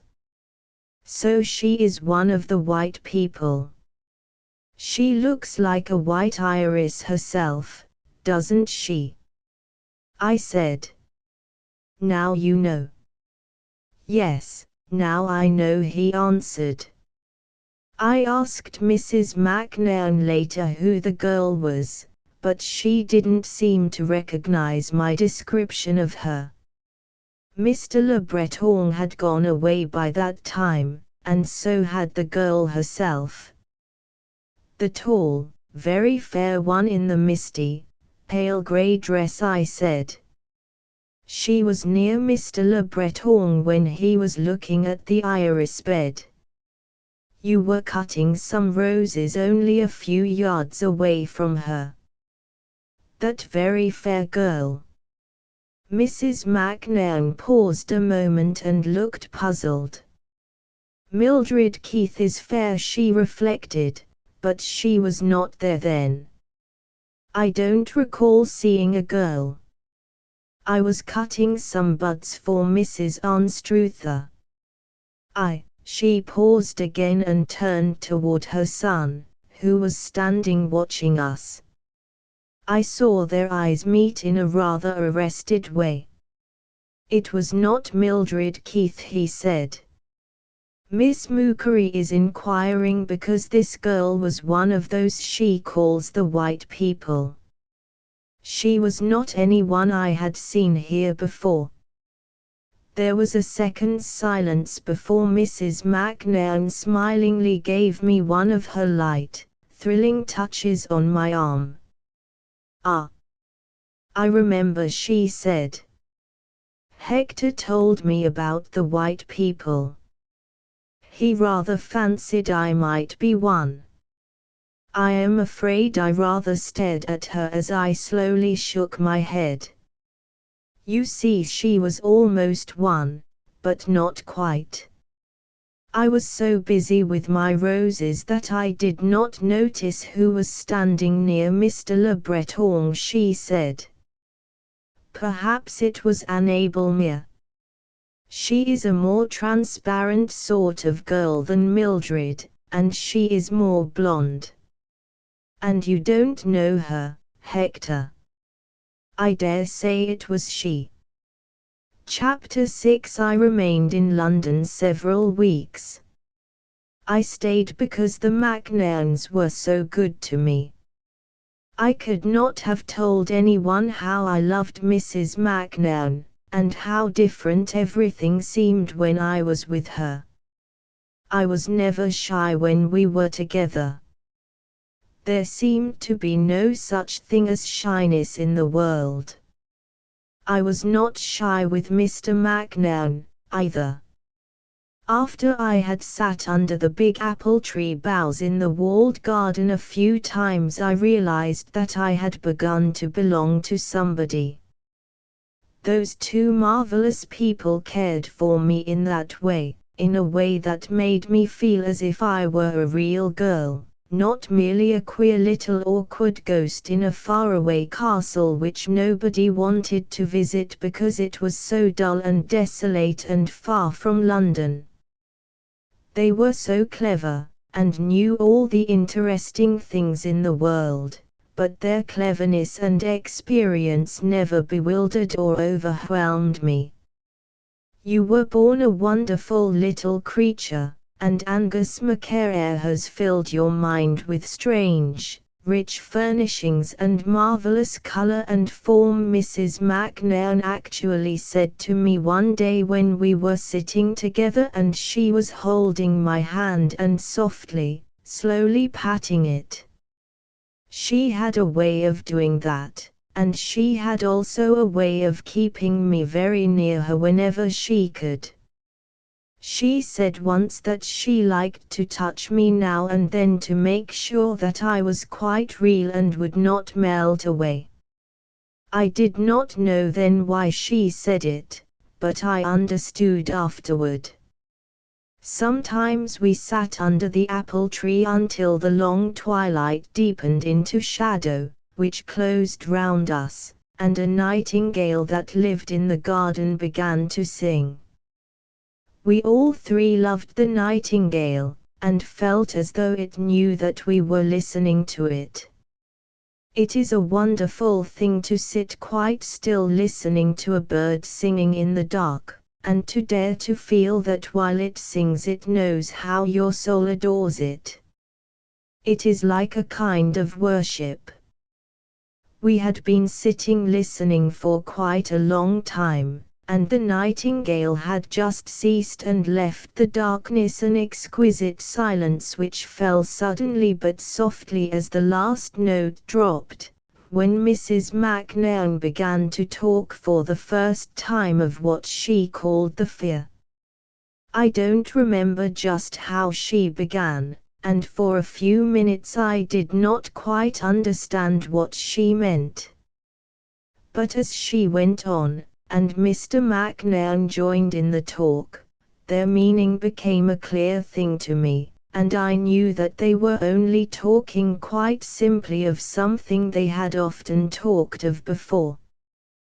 They were not as afraid of the fear as most people are, because they had thought of and reasoned about it so much, and always calmly and with clear and open minds. By the fear they meant that mysterious horror most people feel at the thought of passing out of the world they know into the one they don't know at all. How quiet, how still it was inside the walls of the old garden, as we three sat under the boughs and talked about it. And what sweet night scents of leaves and sleeping flowers were in every breath we drew. And how one's heart moved and lifted when the nightingale broke out again. If one had seen or heard one little thing, if one's mortal being could catch one glimpse of light in the dark, Mrs. McNairn's low voice said out of the shadow near me, the fear would be gone forever. Perhaps the whole mystery is as simple as this, said her son's voice, as simple as this, that as there are tones of music too fine to be registered by the human ear, so there may be vibrations of light not to be seen by the human eye, form and color as well as sounds, just beyond earthly perception, and yet as real as ourselves, as formed as ourselves, only existing in that other dimension. There was an intenseness which was almost a note of anguish in Mrs. McNairn's answer, even though her voice was very low. I involuntarily turned my head to look at her, though of course it was too dark to see her face. I felt somehow as if her hands were wrung together in her lap. "Oh," she said, "if one only had some shadow of a proof that the mystery is only that we cannot see, that we cannot hear, though they are really quite near us, with us, the ones who seem to have gone away and whom we feel we cannot live without. If once we could be sure, there would be no fear, there would be none." Dearest. He often called her dearest, and his voice had a wonderful sound in the darkness. It was caress and strength, and it seemed to speak to her of things they knew which I did not. "We have vowed to each other that we will believe there is no reason for the fear." It was a vow between us. "Yes, yes," she cried, breathlessly, "but sometimes, Hector, sometimes, Miss Mookery does not feel it. Please say Isabel." I broke in. "Please do." He went on as quietly as if he had not even paused. "Isabel told me the first night we met that it seemed as if she could not believe in it." "It never seems real to me at all," I said. "Perhaps that is because I can never forget what Jean told me about my mother lying still upon her bed, and listening to someone calling her. I had told them Jean's story a few days before. I knew it was my father. Jean knew, too." "How did you know?" Mrs. McNairn's voice was almost a whisper. I could not tell you that. I never asked myself how it was. But I knew. We both knew. Perhaps, I hesitated, it was because in the Highlands people often believe things like that. One hears so many stories all one's life that in the end they don't seem strange. I have always heard them. Those things you know about people who have the second sight. And about the seals who change themselves into men and come on shore and fall in love with girls and marry them.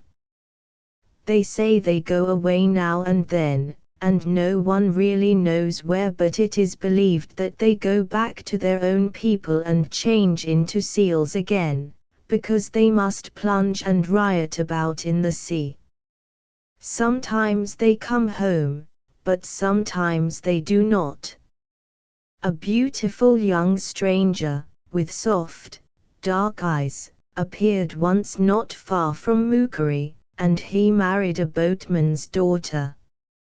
He was very restless one night, and got up and left her, and she never saw him again, but a few days later a splendid dead seal covered with wounds was washed up near his cottage. The fishers say that his people had wanted to keep him from his land wife, and they had fought with him and killed him.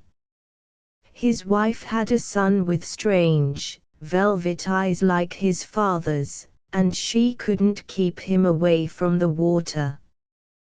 When he was old enough to swim, he swam out one day, because he thought he saw some seals and wanted to get near them. He swam out too far, perhaps. He never came back, and the fisherman said his father's people had taken him. When one has heard stories like that all one's life, nothing seems very strange. Nothing really is strange, said Hector McNairn. Again and again through all the ages we have been told the secrets of the gods and the wonders of the law, and we have revered and echoed but never believed. When we believe and know all is simple, we shall not be afraid. You are not afraid, Isabel. Tell my mother you are not. I turned my face toward her again in the darkness. I felt as if something was going on between them which he somehow knew I could help them in. It was as though he were calling on something in my nature which I did not myself comprehend, but which his profound mind saw and knew was stronger than I was. Suddenly I felt as if I might trust to him and to it, and that, without being troubled or anxious, I would just say the first thing which came into my mind, because it would be put there for me by some power which could dictate to me. I never felt younger or less clever than I did at that moment. I was only Isabel Mookery, who knew almost nothing. But that did not seem to matter. It was such a simple, almost childish thing I told her. It was only about the dream. Chapter 7. The feeling you call the fear has never come to me, I said to her. And if it had, I think it would have melted away because of a dream I once had. I don't really believe it was a dream, but I call it one. I think I really went somewhere and came back. I often wonder why I came back. It was only a short dream, so simple that there is scarcely anything to tell, and perhaps it will not convey anything to you. But it has been part of my life, that time when I was out on the hillside. That is what I call the dream to myself, out on the hillside, as if it were a kind of unearthly poem. But it wasn't. It was more real than anything I have ever felt. It was real, real. I wish that I could tell it so that you would know how real it was. I felt almost piteous in my longing to make her know. I knew she was afraid of something, and if I could make her know how real that one brief dream had been, she would not be afraid anymore. And I loved her so much. I was asleep one night at Mukari, I went on, and suddenly, without any preparatory dreaming, I was standing out on a hillside in moonlight softer and more exquisite than I had ever seen or known before. Perhaps I was still in my nightgown, I don't know. My feet were bare on the grass, and I wore something light and white which did not seem to touch me. If it touched me, I did not feel it. My bare feet did not feel the grass, they only knew it was beneath them. It was a low hill I stood on, and I was only on the side of it. And in spite of the thrilling beauty of the moon, all but the part I stood on melted into soft, beautiful shadow, all below me and above me. But I did not turn to look at or ask myself about anything. You see, the difficulty is that there are no earthly words to tell it. All my being was ecstasy, pure, light ecstasy. Oh, what poor words, but I know no others. If I said that I was happy, it would be nothing. I was happiness itself, I was pure rapture. I did not look at the beauty of the night, the sky, the marvelous melting shadow. I was part of it all, one with it. Nothing held me, nothing.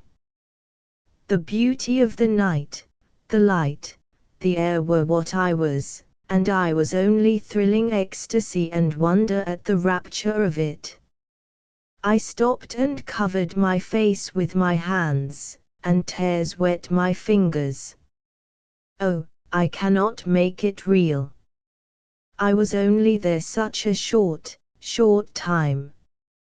Even if you had been with me, I could not have found words for it, even then. It was such a short time. I only stood and lifted my face and felt the joy of it, the pure marvel of joy. I only heard myself murmuring over and over again, "Oh, how beautiful, how beautiful! Oh, how beautiful!" And then a marvel of new joy swept through me. I said, very softly and very slowly, as if my voice were trailing away into silence, "Oh, I can lie down here on the grass and sleep all through the night under this moonlight. I can sleep." I began to sink softly down, with the heavenliest feeling of relaxation and repose, as if there existed only the soul of beautiful rest. I sank so softly, and just as my cheek almost touched the grass, the dream was over. "Oh," cried Mrs. Macnairn. "Did you awaken?" "No, I came back." In my sleep I suddenly found myself creeping into my bed again as if I had been away somewhere.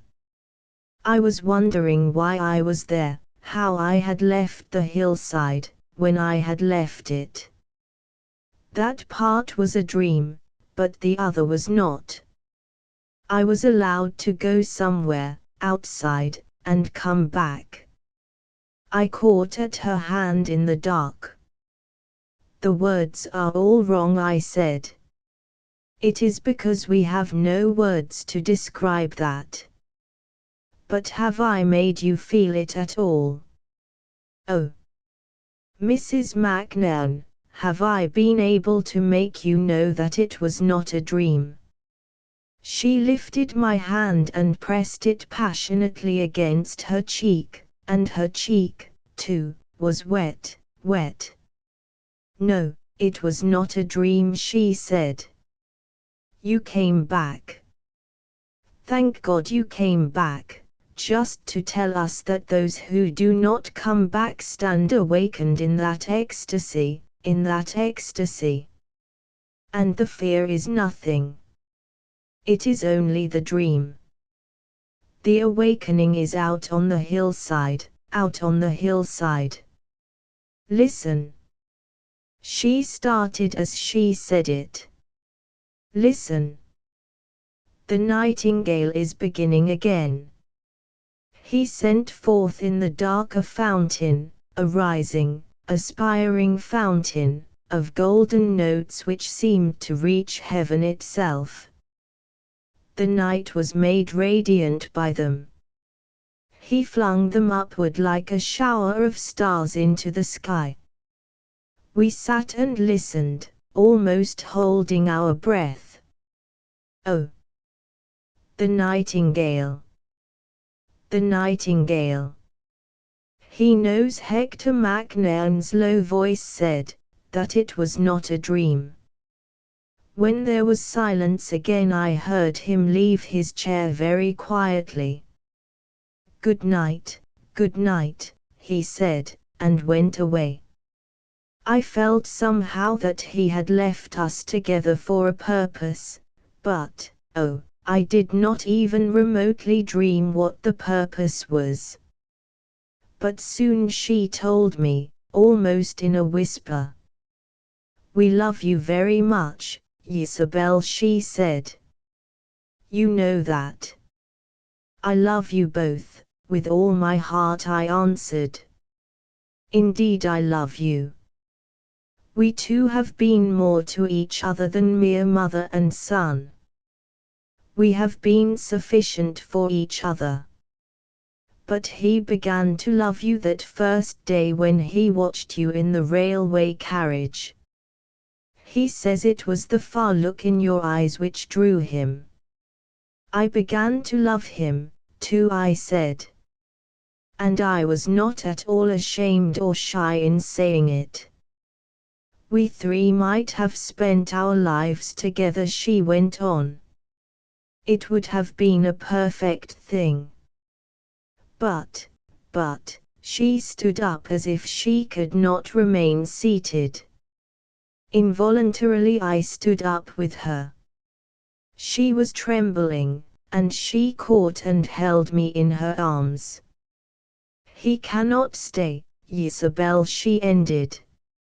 I could scarcely hear my own voice when I echoed the words. He cannot stay. Oh, the time will come, she said, when people who love each other will not be separated, when on this very earth there will be no pain, no grief, no age, no death, when all the world has learned the law at last. But we have not learned it yet. And here we stand. The greatest specialists have told us. There is some fatal flaw in his heart. At any moment, when he is talking to us, when he is at his work, when he is asleep, he may cease. It will just be ceasing. At any moment. He cannot stay. My own heart stood still for a second. Then there rose before me slowly, but clearly, a vision, the vision which was not a dream. Out on the hillside, I murmured. Out on the hillside.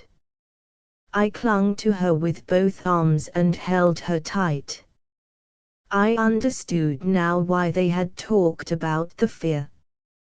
These two who were almost one soul were trying to believe that they were not really to be torn apart, not really.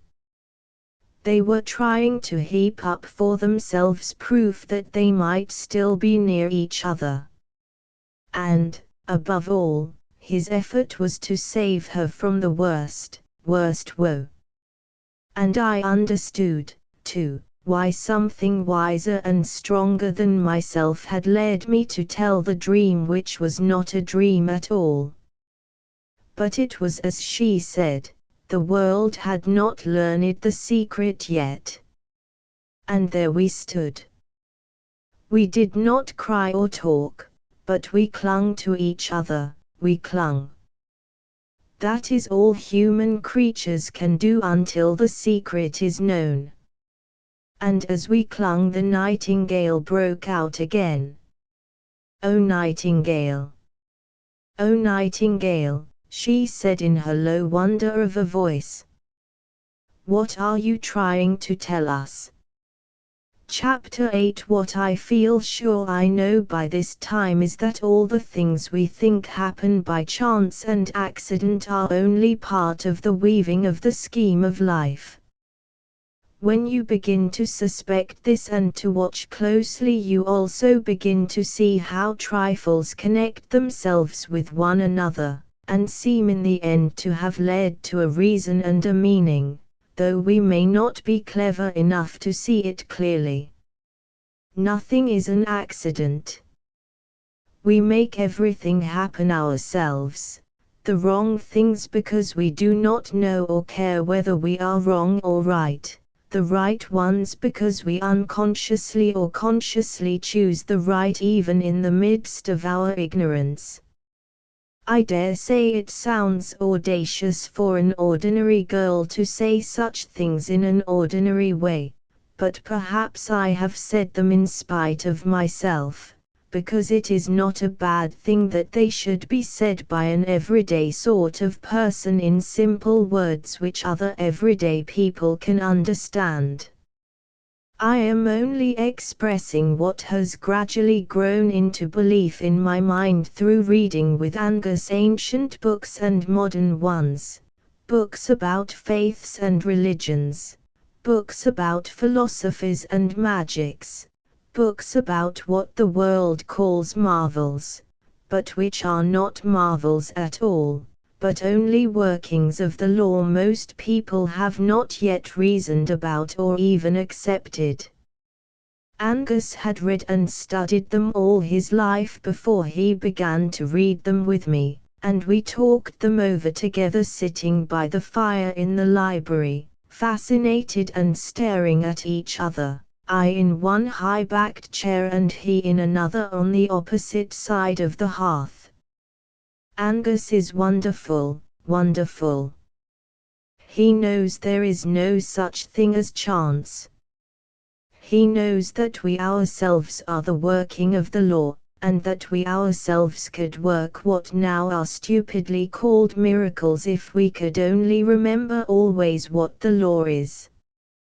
What I intended to say at first was merely that it was not by chance that I climbed to the shelf in the library that afternoon and pushed aside the books hiding the old manuscript which told the real story of Dark Malcolm of the Glen and wee brown Elspeth. It seemed like chance when it happened, but it was really the first step toward my finding out the strange, beautiful thing I knew soon afterward. From the beginning of my friendship with the MacNairns I had hoped they would come and stay with me at Mookery. When they both seemed to feel such interest in all I told them of it, and not to mind its wild remoteness, I took courage and asked them if they would come to me. Most people are bored by the prospect of life in a feudal castle, howsoever picturesquely it is set in a place where there are no neighbors to count on. Its ancient stateliness is too dull. But the MacNairns were more allured by what Mookery offered than they were by other and more brilliant invitations. So when I went back to the castle I was only to be alone a week before they followed me. Jean and Angus were quite happy in their quiet way when I told them who I was expecting. They knew how glad I was myself. Jean was full of silent pleasure as she arranged the rooms I had chosen for my guests, rooms which had the most sweeping view of the moor. Angus knew that Mr. McNairn would love the library, and he hovered about consulting his catalogues and looking over his shelves, taking down volumes here and there, holding them tenderly in his long, bony old hand as he dipped into them. He made notes of the manuscripts and books he thought Mr. McNairn would feel the deepest interest in. He loved his library with all his being, and I knew he looked forward to talking to a man who would care for it in the same way. He had been going over one of the highest shelves one day and had left his step-ladder leaning against it when he went elsewhere. It was when I mounted the steps, as I often did when he left them, that I came upon the manuscript which related the old story of Dark Malcolm and his child. It had been pushed behind some volumes, and I took it out because it looked so old and yellow. And I opened at once at the page where the tale began. At first I stood reading, and then I sat down on the broad top of the ladder and forgot everything. It was a savage history of ferocious hate and barbarous reprisals. It had been a feud waged between two clans for 3 generations. The story of Dark Malcolm and Ian Red Hand was only part of it, but it was a gruesome thing. Pages told of the bloody deeds they wrought on each other's houses. The one human passion of Dark Malcolm's life was his love for his little daughter. She had brown eyes and brown hair, and those who most loved her called her wee brown Elspeth. Ian Red Hand was richer and more powerful than Malcolm of the Glen, and therefore could more easily work his cruel will. He knew well of Malcolm's worship of his child, and laid his plans to torture him through her.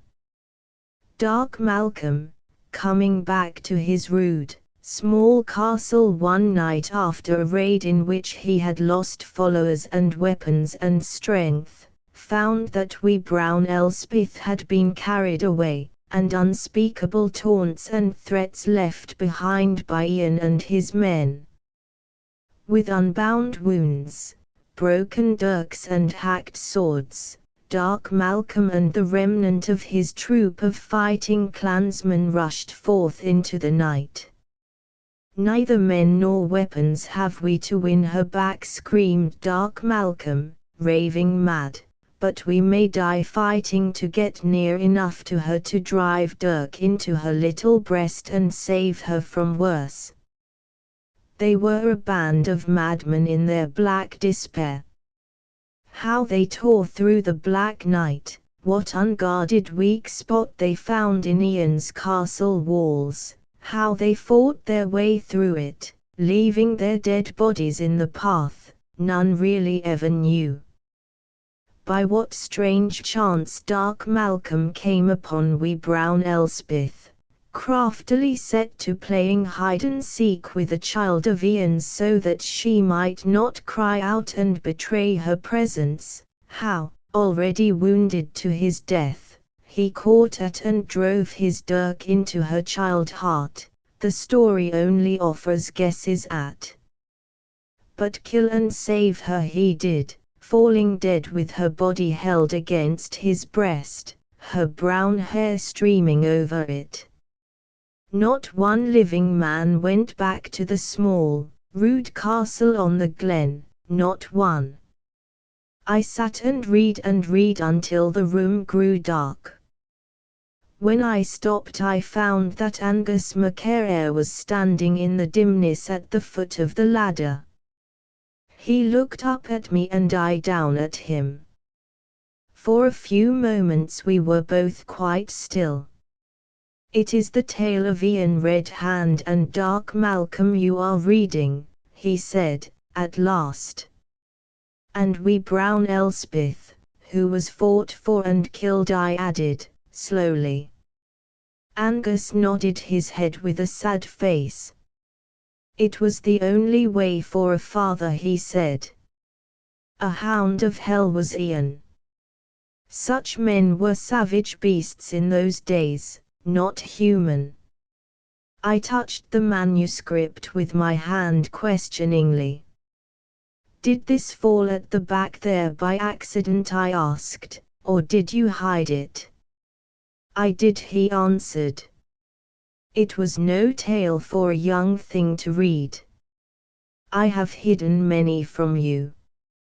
You were always poking about in corners, Isabel." Then I sat and thought over past memories for a while and the shadows in the room deepened. "Why," I said, laggingly, after the silence, "why did I call the child who used to play with me wee brown Elspeth?" "It was your own fancy," was his reply. "I used to wonder myself, but I made up my mind that you had heard some of the maids talking and the name had caught your ear. That would be a child's way." I put my forehead in my hands and thought again. So many years had passed. I had been little more than a baby.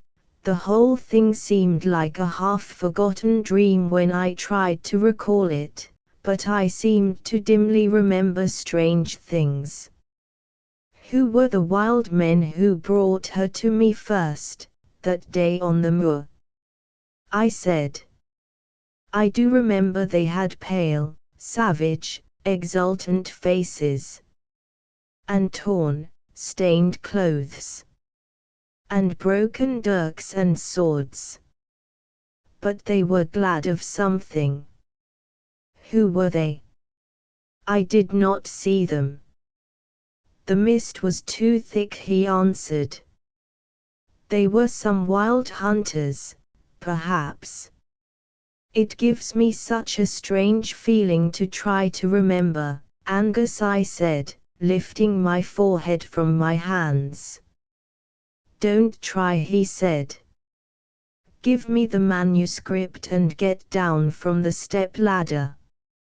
Come and look at the list of books I have made for Mr. Macnairn." I did as he told me, but I felt as if I were walking in a dream.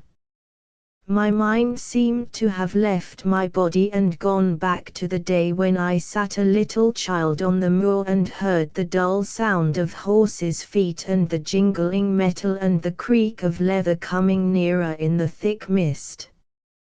I felt as if Angus were in a queer, half-awake mood, too, as if two sets of thoughts were working at the same time in his mind. One his thoughts about Hector Macnairn and the books, the other some queer thoughts which went on in spite of him.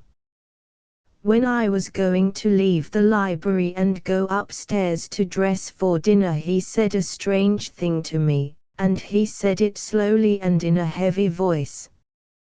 "There is a thing Jean and I have often talked of telling you," he said. "We have not known what it was best to do. Times we have been troubled because we could not make up our minds. This Mr. Hector Macnairn is no common man. He is one who is great and wise enough to decide things plain people could not be sure of. Jean and I are glad indeed that he and his mother are coming. Jean can talk to her and I can talk to him, being a man-body. They will tell us whether we have been right or wrong and what we must do." "They are wise enough to tell you anything," I answered. "It sounds as if you and Jean had known some big secret all my life. But I am not frightened." You two would go to your graves hiding it if it would hurt me. Ben, he said, suddenly, in a queer, moved way. Ben. And he took hold of both my hands and kissed them, pressing them quite long and emotionally to his lips. But he said nothing else, and when he dropped them I went out of the room. Chapter 9. It was wonderful when Mr. McNairn and his mother came. It was even more beautiful than I had thought it would be.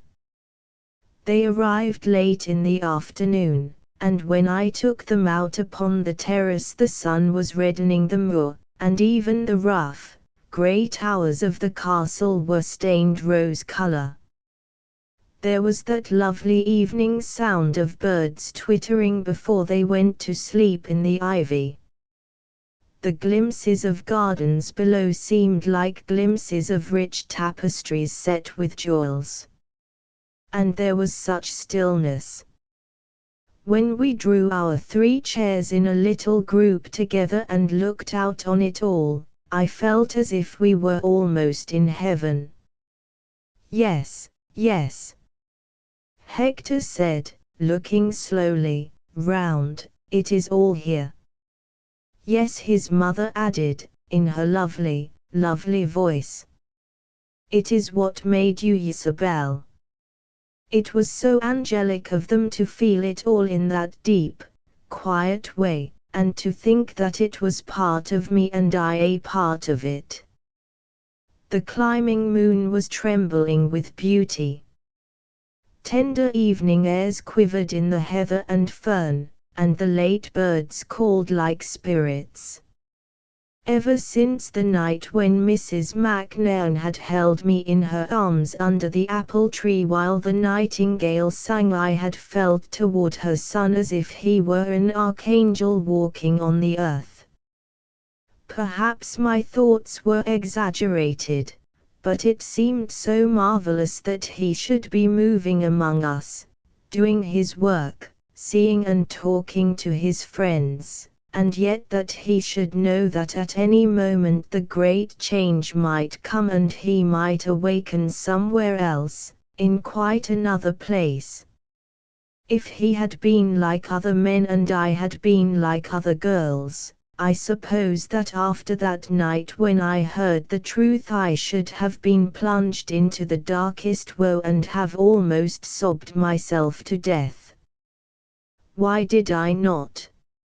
I do not know except that I felt that no darkness could come between us because no darkness could touch him. He could never be anything but alive. If I could not see him it would only be because my eyes were not clear and strong enough. I seemed to be waiting for something. I wanted to keep near him. I was full of this feeling as we sat together on the terrace and watched the moon. I could scarcely look away from him. He was rather pale that evening, but there seemed to be a light behind his pallor, and his eyes seemed to see so much more than the purple and yellow of the heather and gorse as they rested on them. After I had watched him silently for a little while I leaned forward and pointed to a part of the moor where there was an unbroken blaze of gorse in full bloom like a big patch of gold. That is where I was sitting when wee brown Elspeth was first brought to me, I said. He sat upright and looked. Is it? He answered. Will you take me there tomorrow? I have always wanted to see the place. Would you like to go early in the morning?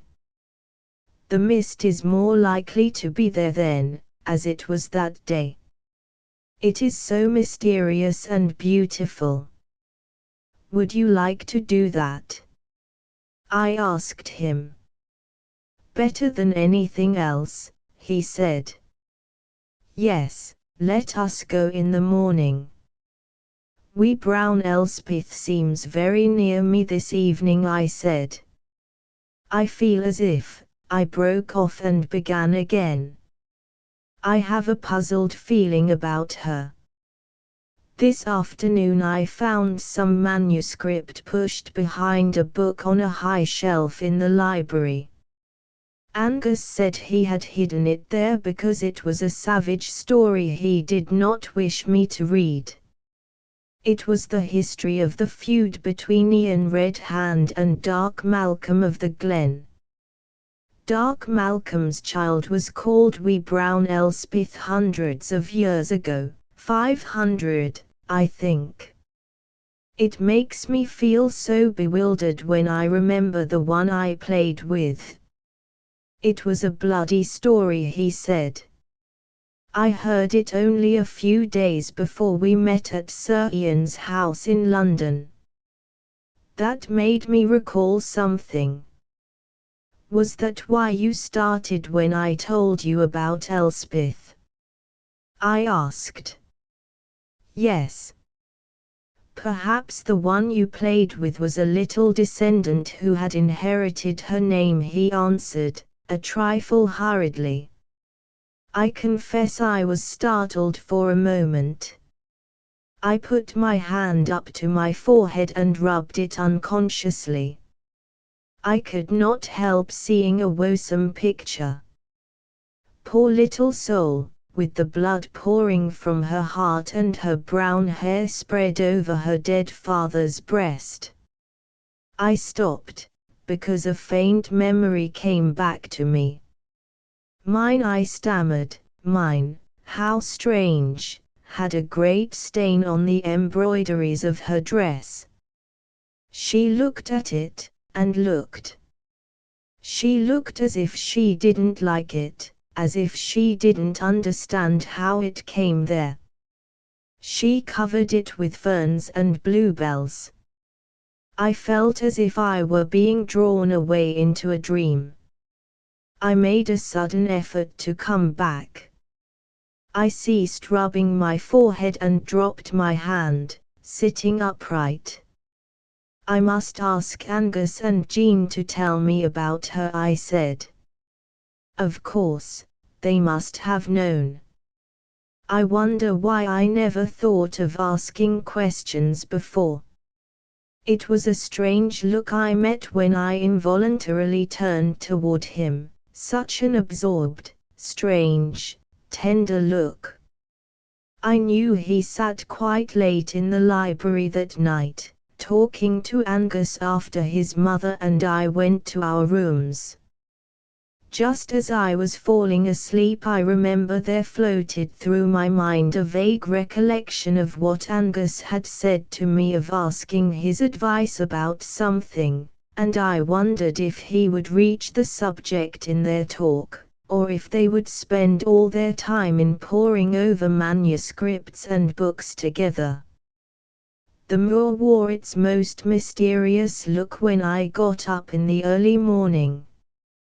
It had hidden itself in its softest snows of white, swathing mist.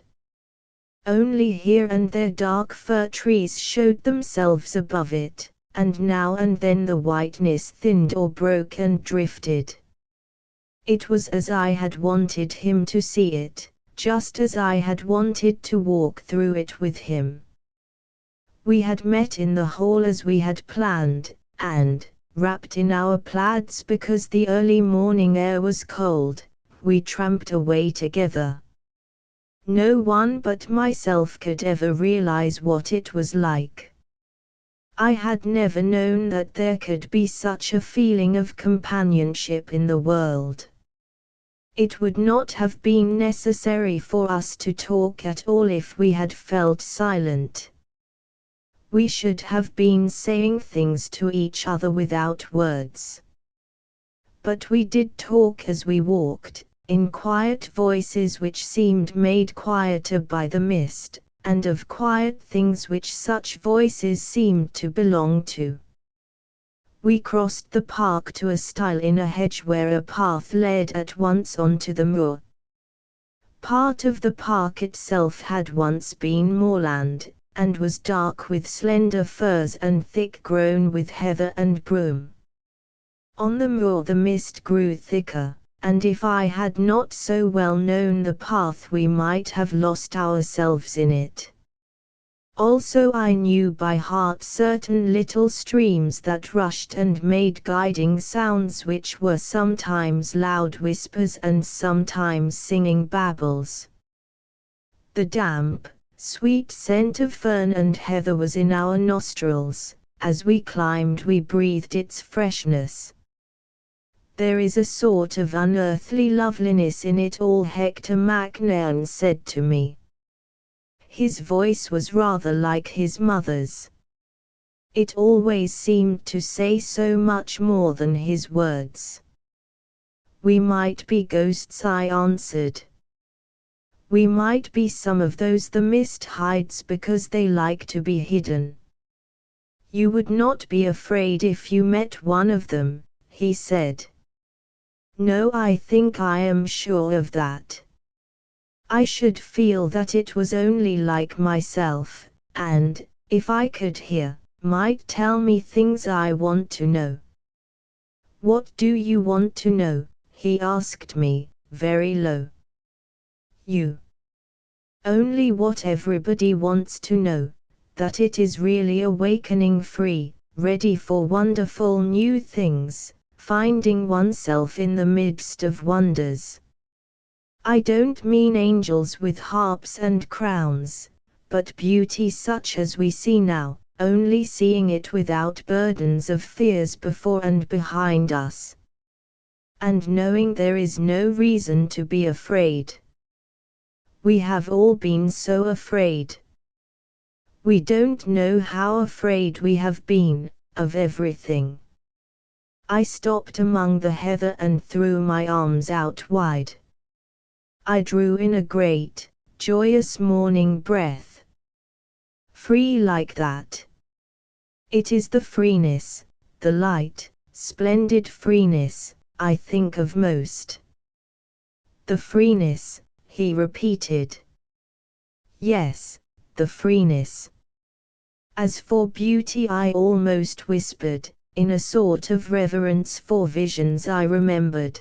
I have stood on this moor 1,000 times and seen loveliness which made me tremble. One's soul could want no more in any life. But out on the hillside I knew I was part of it, and it was ecstasy. That was the freeness.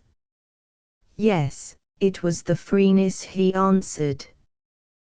We brushed through the heather and the bracken, and flower bells shook showers of radiant drops upon us.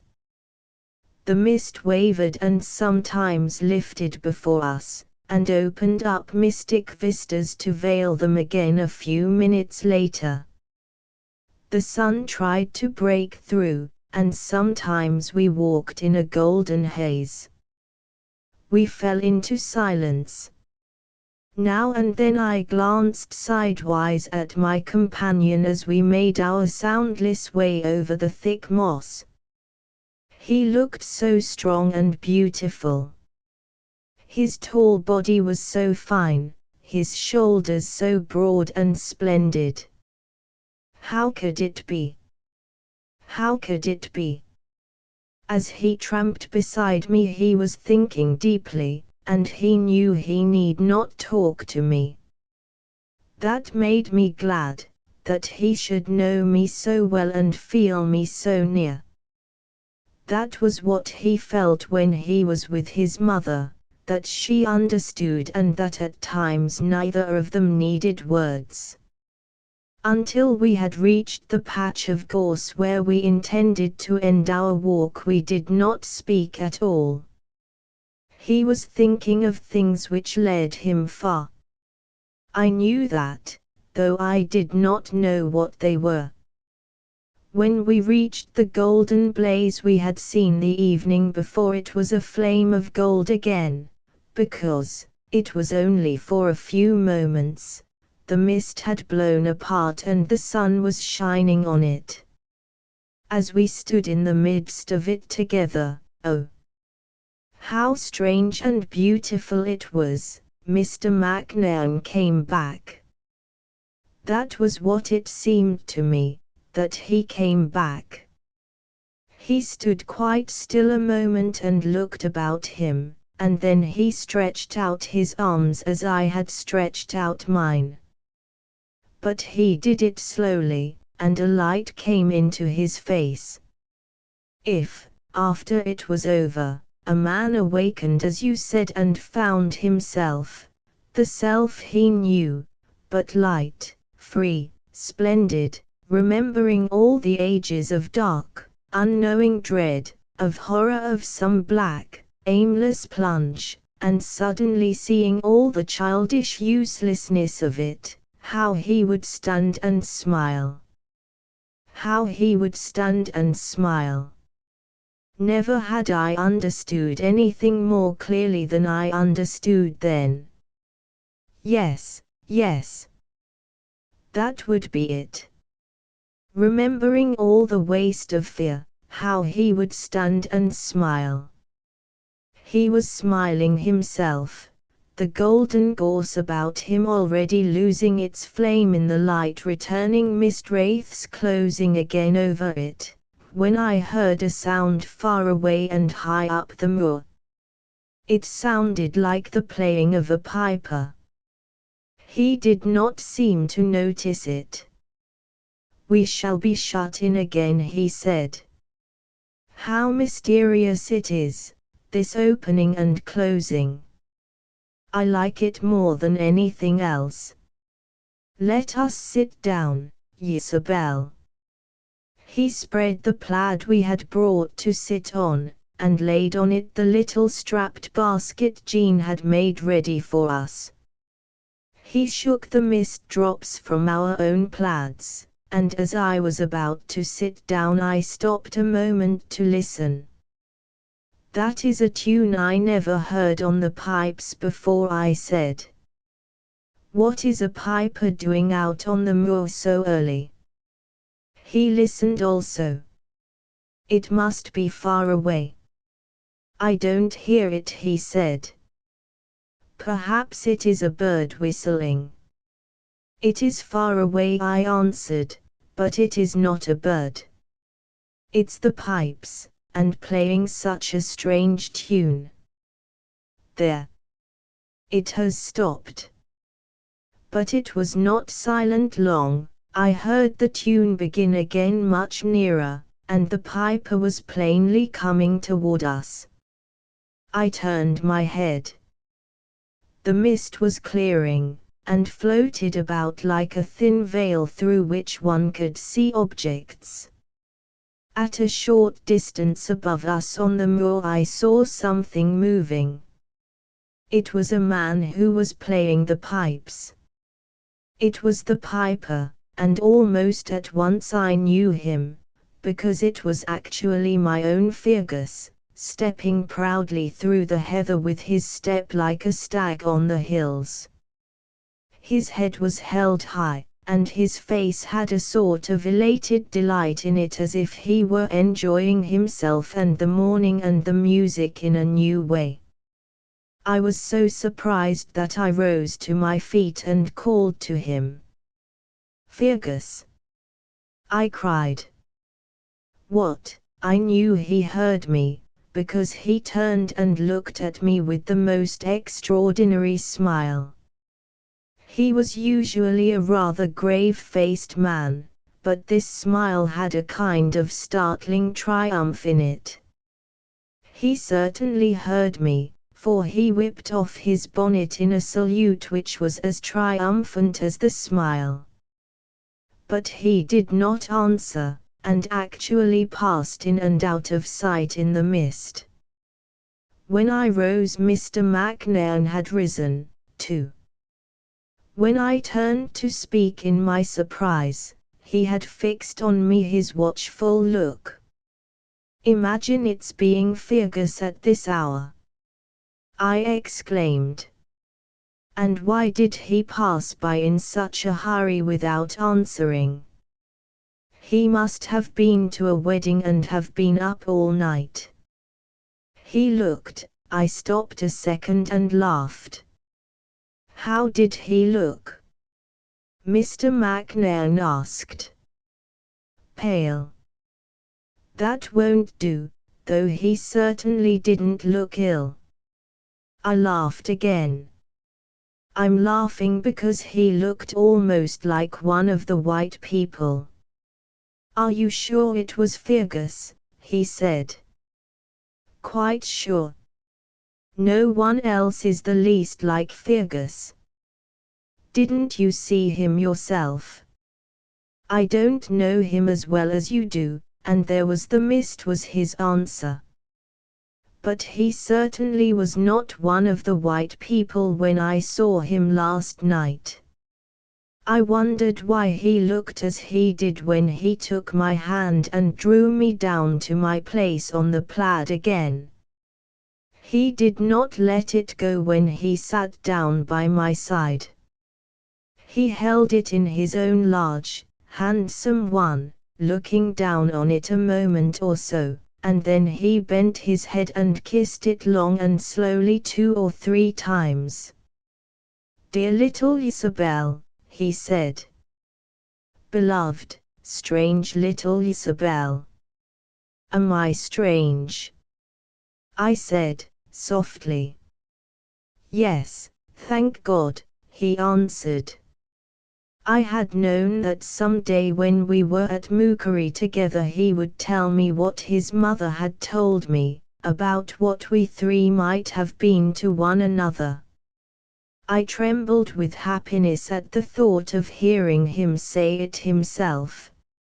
I knew he was going to say it now. He held my hand and stroked it. My mother told you, Isabel, what I am waiting for, he said. Yes.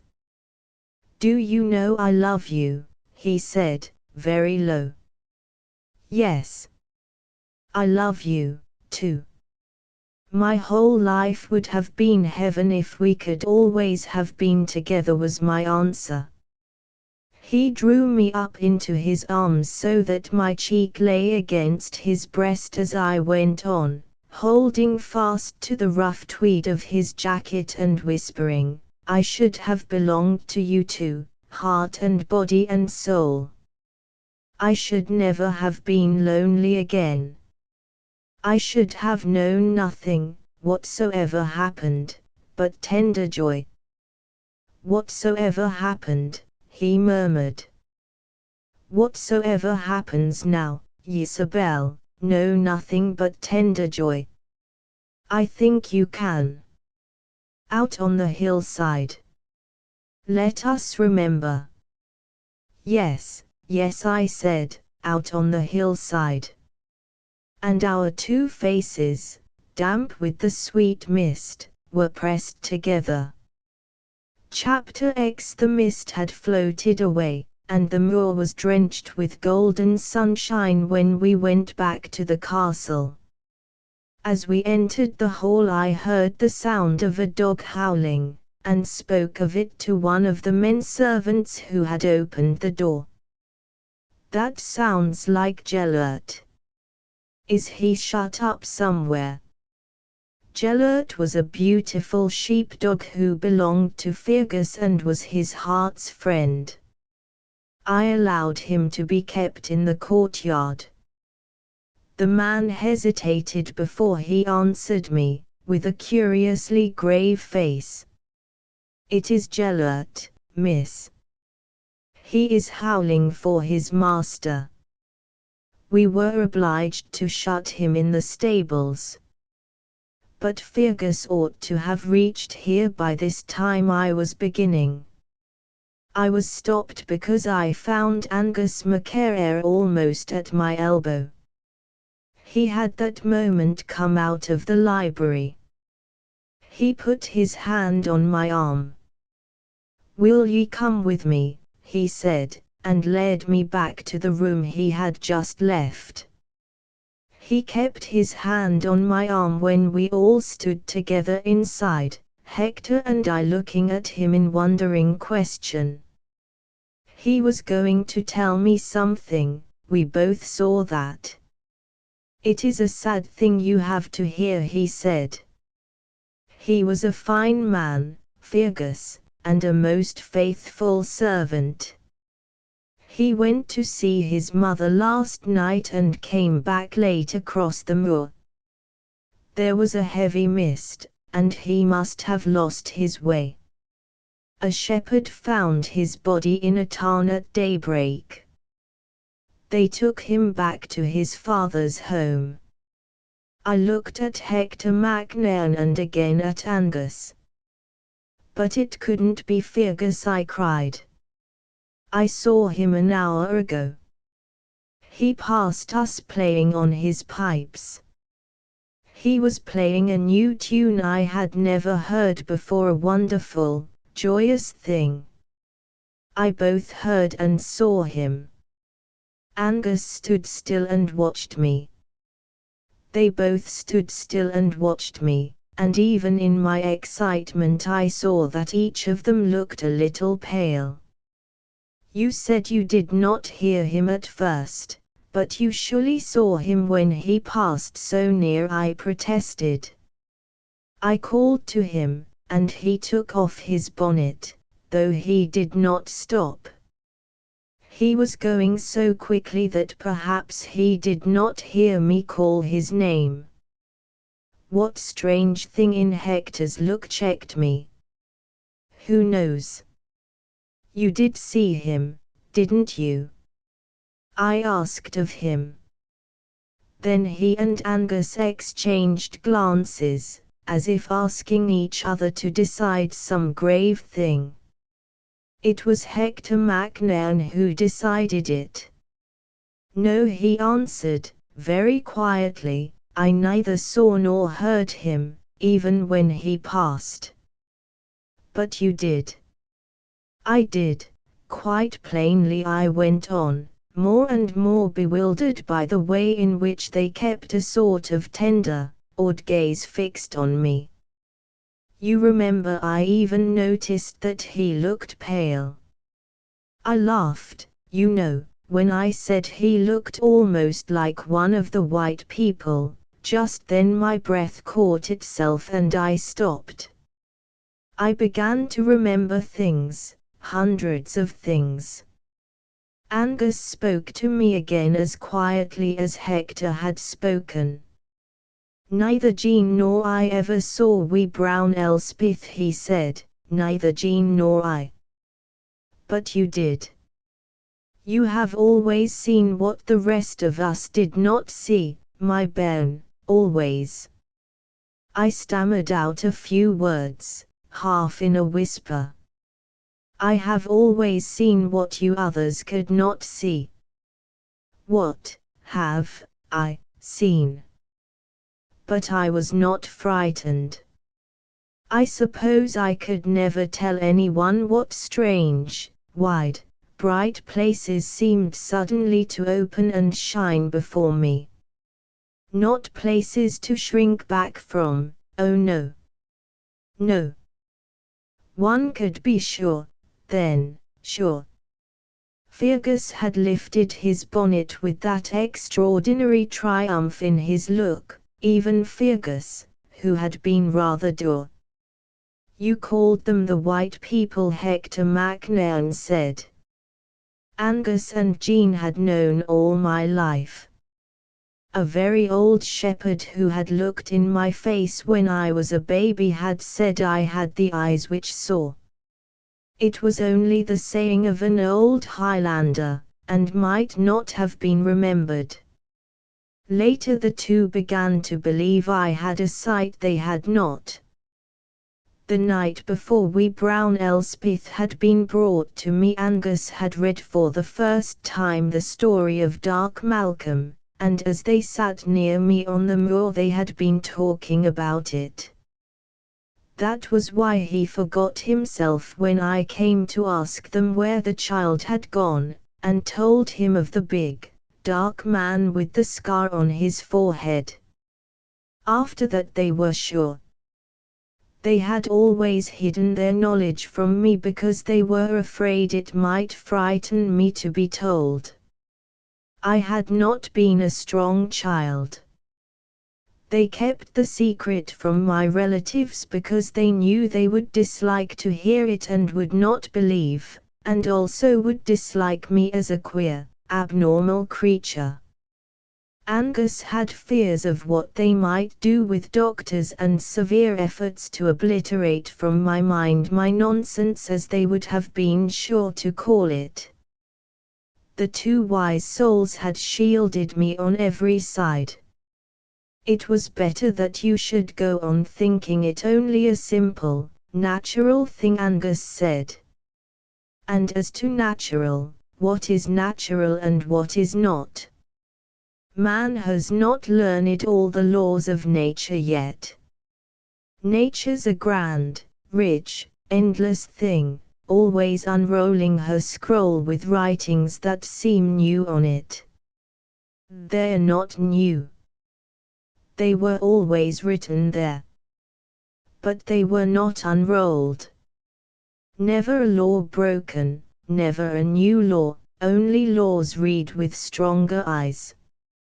Angus and I had always been very fond of the Bible, the strange old temple of wonders, full of all the poems and tragedies and histories of man, his hates and battles and loves and follies, and of the wisdom of the universe and the promises of the splendors of it, and which even those of us who think ourselves the most believing neither wholly believe nor will understand.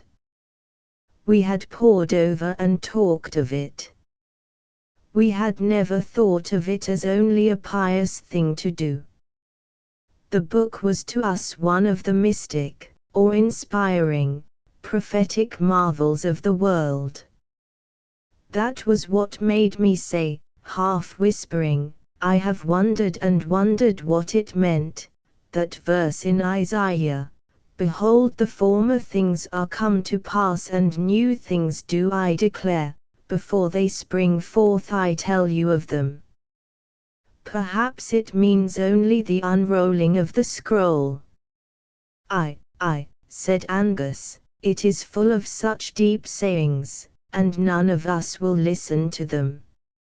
It has taken man eons of time," Hector MacNairn said, thinking it out as he spoke, "eons of time to reach the point where he is beginning to know that in every stock and stone in his path may lie hidden some power he has not yet dreamed of.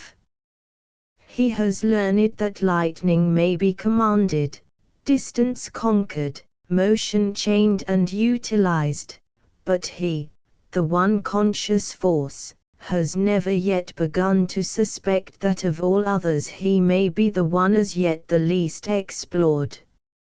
How do we know that there does not lie in each of us a wholly natural but, so far, dormant power of sight, a power to see what has been called the unseen through all the ages, whose sightlessness has made them dark? Who knows when the shadow around us may begin to clear? Oh, we are a dull lot, we human things, with a queer, obstinate conceit of ourselves. Complete we think we are, Angus murmured half to himself. Finished creatures. And look at us. How many of us in a million have beauty and health and full power? And believing that the law is that we must crumple and go to pieces hour by hour. Who'd waste the time making a clock that went wrong as often? Nay, nay. We shall learn better than this as time goes on. And we'd better be beginning and setting our minds to work on it. 'Tis for us to do, the minds of us.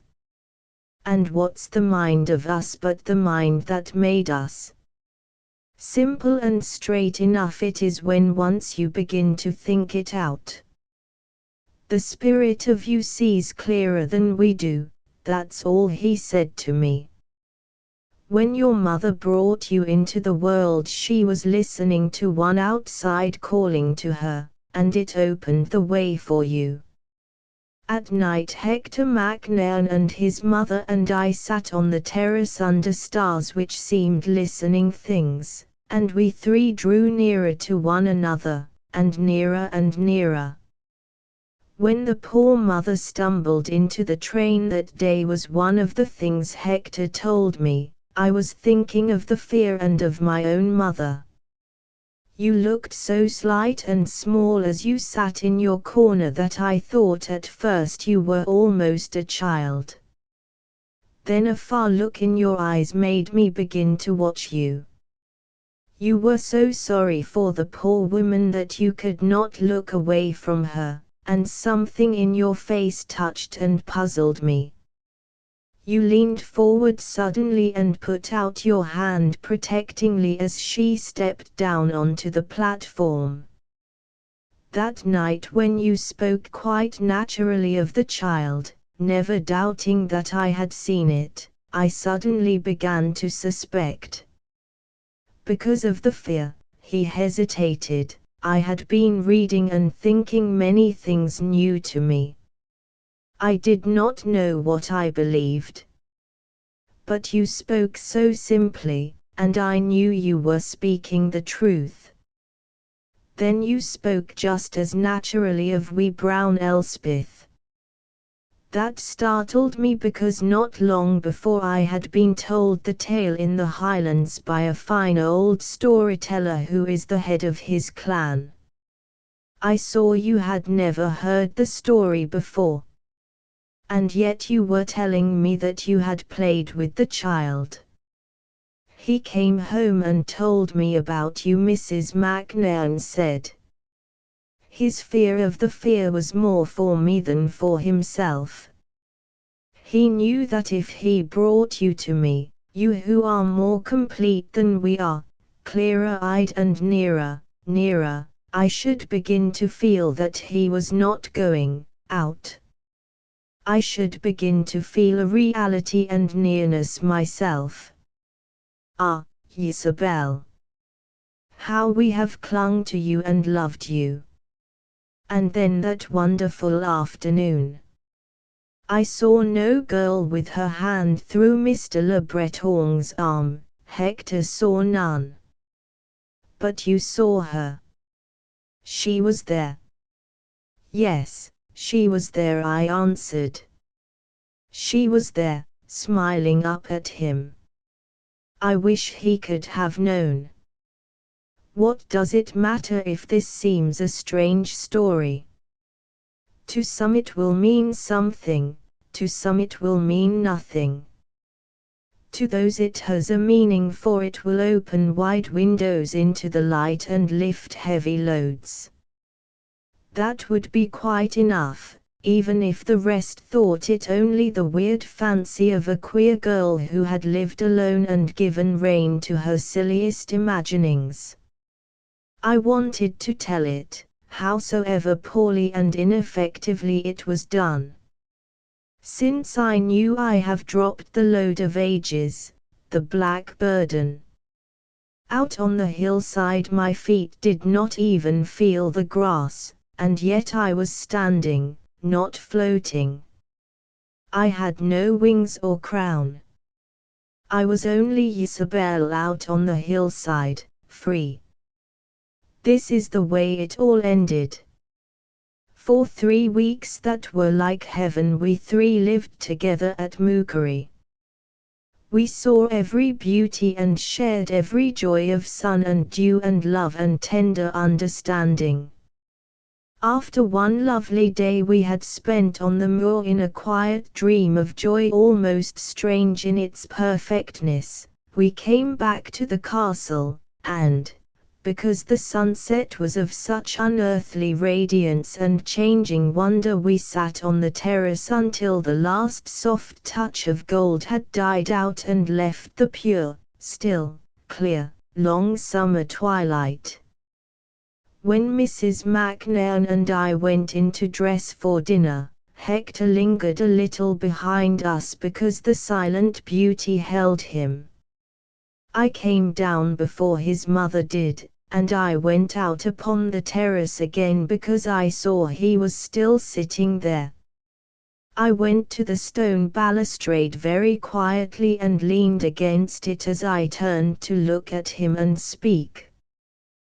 Then I stood quite still and looked long, for some reason not startled, not anguished, not even feeling that he had gone.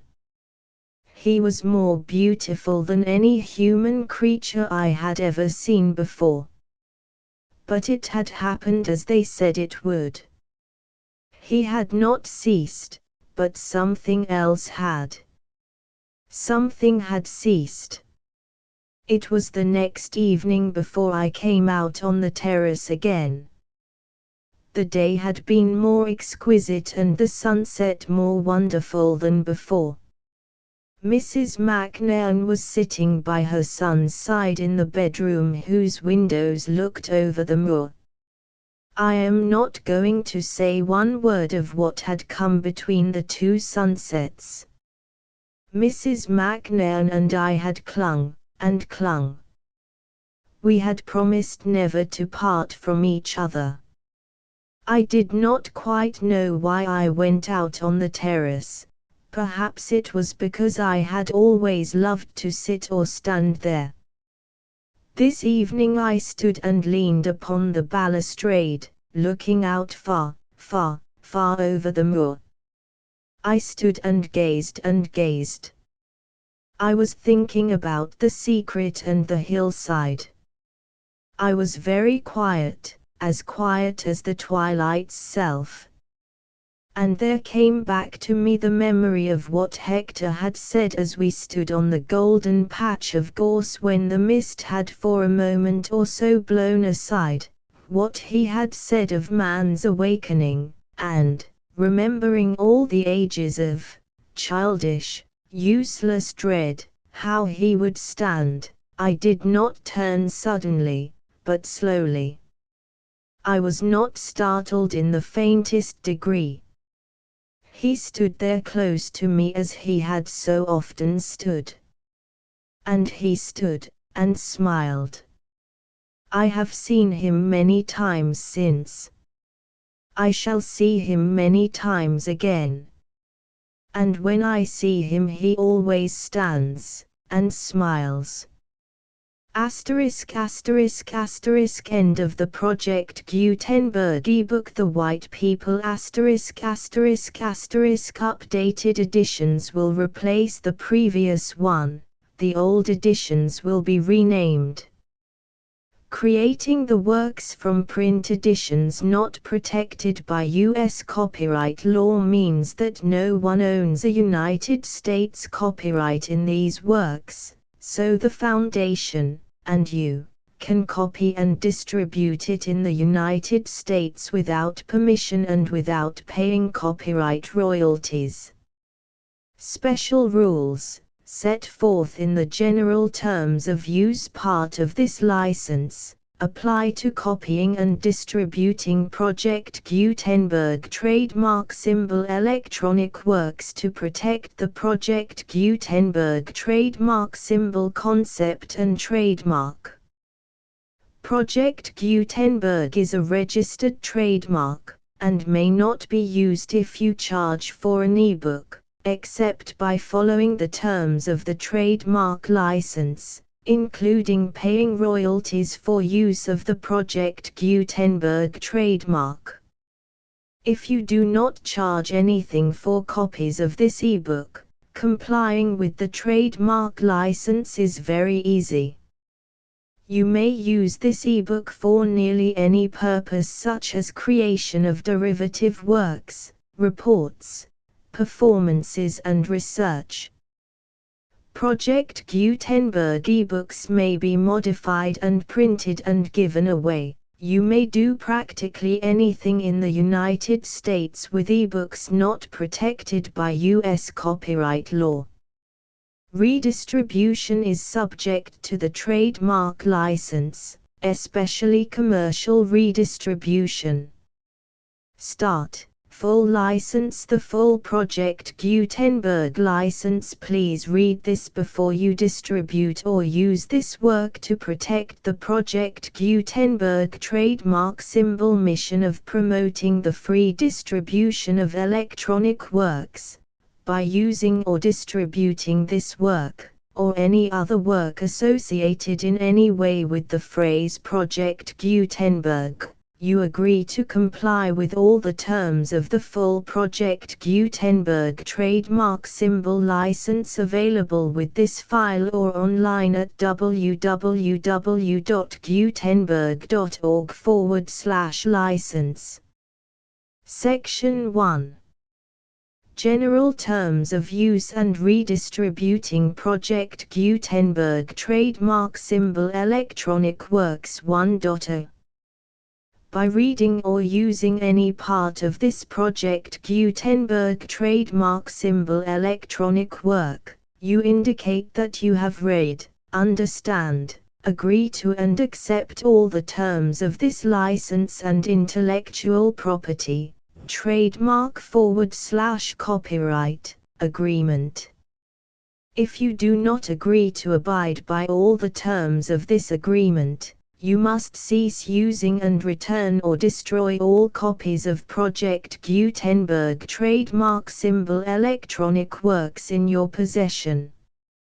If you paid a fee for obtaining a copy of or access to a Project Gutenberg trademark symbol electronic work and you do not agree to be bound by the terms of this agreement, you may obtain a refund from the person or entity to whom you paid the fee as set forth in paragraph 1.e.8.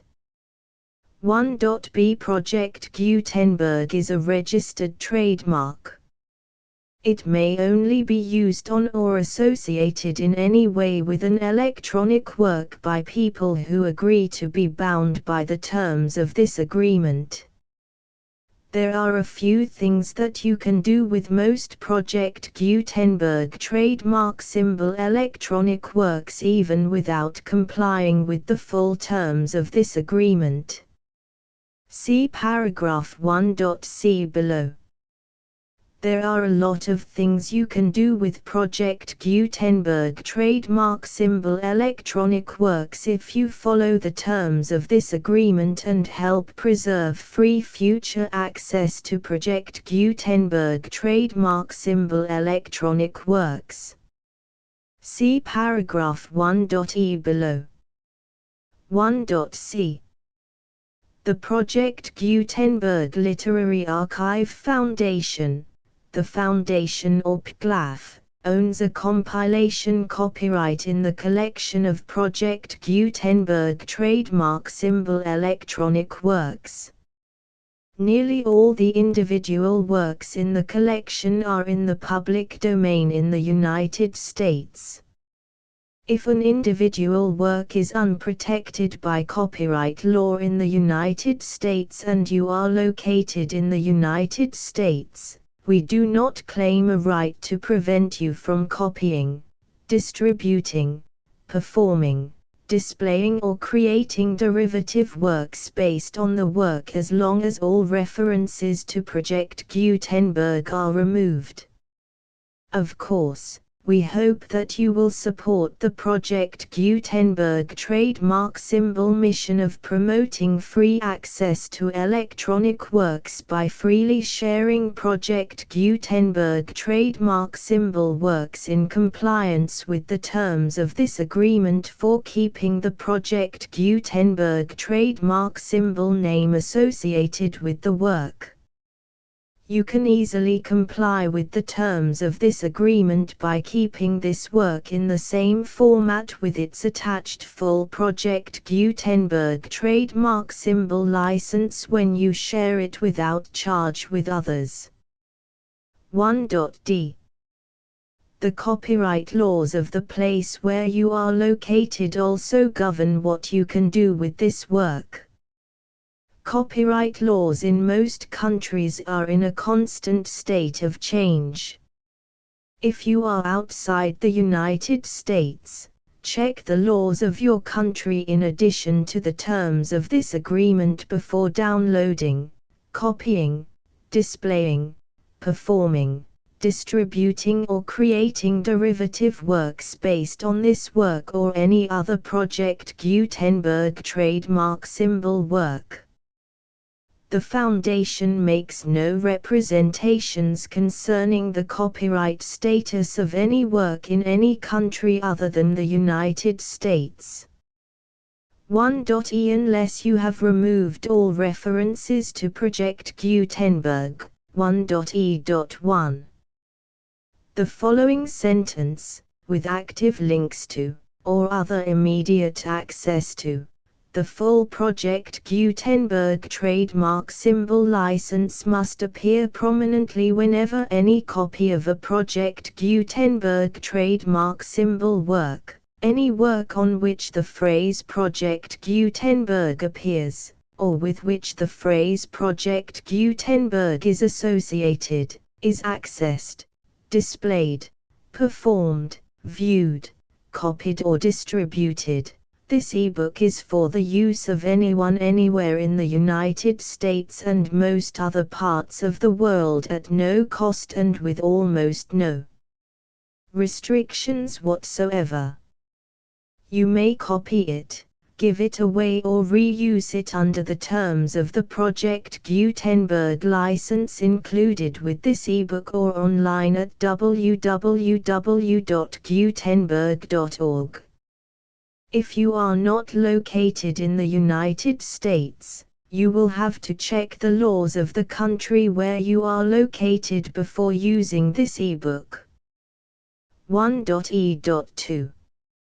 If an individual Project Gutenberg trademark symbol electronic work is derived from texts not protected by U.S. copyright law, does not contain a notice indicating that it is posted with permission of the copyright holder, the work can be copied and distributed to anyone in the United States without paying any fees or charges.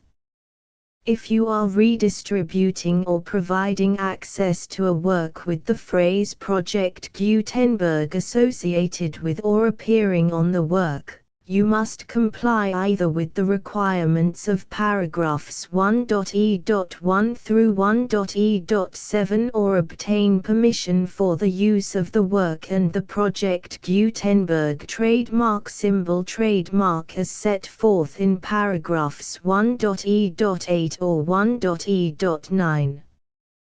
1.e.3.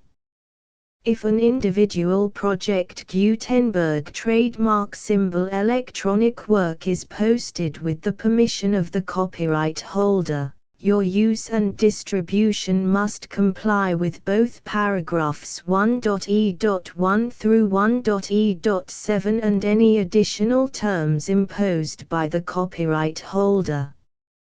Additional terms will be linked to the Project Gutenberg trademark symbol license for all works posted with the permission of the copyright holder found at the beginning of this work. 1.e.4. Do not unlink or detach or remove the full Project Gutenberg trademark symbol license terms from this work, or any files containing a part of this work or any other work associated with Project Gutenberg trademark symbol. 1.e.5. Do not copy, display, perform, distribute or redistribute this electronic work, or any part of this electronic work, without prominently displaying the sentence set forth in paragraph 1.e.1 with active links or immediate access to the full terms of the Project Gutenberg trademark symbol license. 1.e.6. You may convert to and distribute this work in any binary, compressed, marked up, non-proprietary or proprietary form, including any word processing or hypertext form. However, If you provide access to or distribute copies of a Project Gutenberg trademark symbol work in a format other than plain vanilla ASCII or other format used in the official version posted on the official Project Gutenberg trademark symbol website, www.gutenberg.org, you must, at no additional cost, fee or expense to the user, provide a copy, a means of exporting a copy, or a means of obtaining a copy upon request, of the work in its original plain vanilla ASCII or other form. Any alternate format must include the full Project Gutenberg trademark symbol license as specified in paragraph 1.e.1. 1.e.7. Do not charge a fee for access to, viewing, displaying, performing, copying or distributing any Project Gutenberg trademark symbol works unless you comply with paragraph 1.e.8 or 1.e.9. 1.e.8. You may charge a reasonable fee for copies of or providing access to or distributing Project Gutenberg trademark symbol electronic works provided that you pay a royalty fee of 20% of the gross profits you derive from the use of Project Gutenberg trademark symbol works calculated using the method you already use to calculate your applicable taxes. The fee is owed to the owner of the Project Gutenberg trademark symbol trademark, but he has agreed to donate royalties under this paragraph to the Project Gutenberg Literary Archive Foundation. Royalty payments must be paid within 60 days following each date on which you prepare, or are legally required to prepare, your periodic tax returns. Royalty payments should be clearly marked as such and sent to the Project Gutenberg Literary Archive Foundation at the address specified in Section 4, Information about donations to the Project Gutenberg Literary Archive Foundation. You provide a full refund of any money paid by a user who notifies you in writing, or by email, within 30 days of receipt that he does not agree to the terms of the full Project Gutenberg trademark symbol license. You must require such a user to return or destroy all copies of the works possessed in a physical medium and discontinue all use of and all access to other copies of Project Gutenberg trademark symbol works. You provide, in accordance with paragraph 1.f.3, a full refund of any money paid for a work or a replacement copy, if a defect in the electronic work is discovered and reported to you within 90 days of receipt of the work. You comply with all other terms of this agreement for free distribution of Project Gutenberg trademark symbol works. 1.e.9. If you wish to charge a fee or distribute a Project Gutenberg trademark symbol electronic work or group of works on different terms than are set forth in this agreement, you must obtain permission in writing from the Project Gutenberg Literary Archive Foundation, the manager of the Project Gutenberg trademark symbol trademark. Contact the Foundation as set forth in Section 3 below. 1.f1.f.1. Project Gutenberg volunteers and employees expend considerable effort to identify, do copyright research on, transcribe and proofread works not protected by U.S. copyright law in creating the Project Gutenberg trademark symbol collection. Despite these efforts, Project Gutenberg trademark symbol electronic works, and the medium on which they may be stored, may contain defects such as, but not limited to, incomplete, inaccurate or corrupt data, transcription errors, a copyright or other intellectual property infringement, a defective or damaged disk or other medium, a computer virus, or computer codes that damage or cannot be read by your equipment. 1.f.2 Limited warranty. Disclaimer of damages, except for the right of replacement or refund described in paragraph 1.f.3. The Project Gutenberg Literary Archive Foundation, the owner of the Project Gutenberg trademark symbol trademark, and any other party distributing a Project Gutenberg trademark symbol electronic work under this agreement, disclaim all liability to you for damages, costs and expenses, including legal fees. You agree that you have no remedies for negligence, strict liability, breach of warranty or breach of contract except those provided in paragraph 1.f.3. You agree that the Foundation, the trademark owner, and any distributor under this agreement will not be liable to you for actual, direct, indirect, consequential, punitive or incidental damages even if you give notice of the possibility of such damage.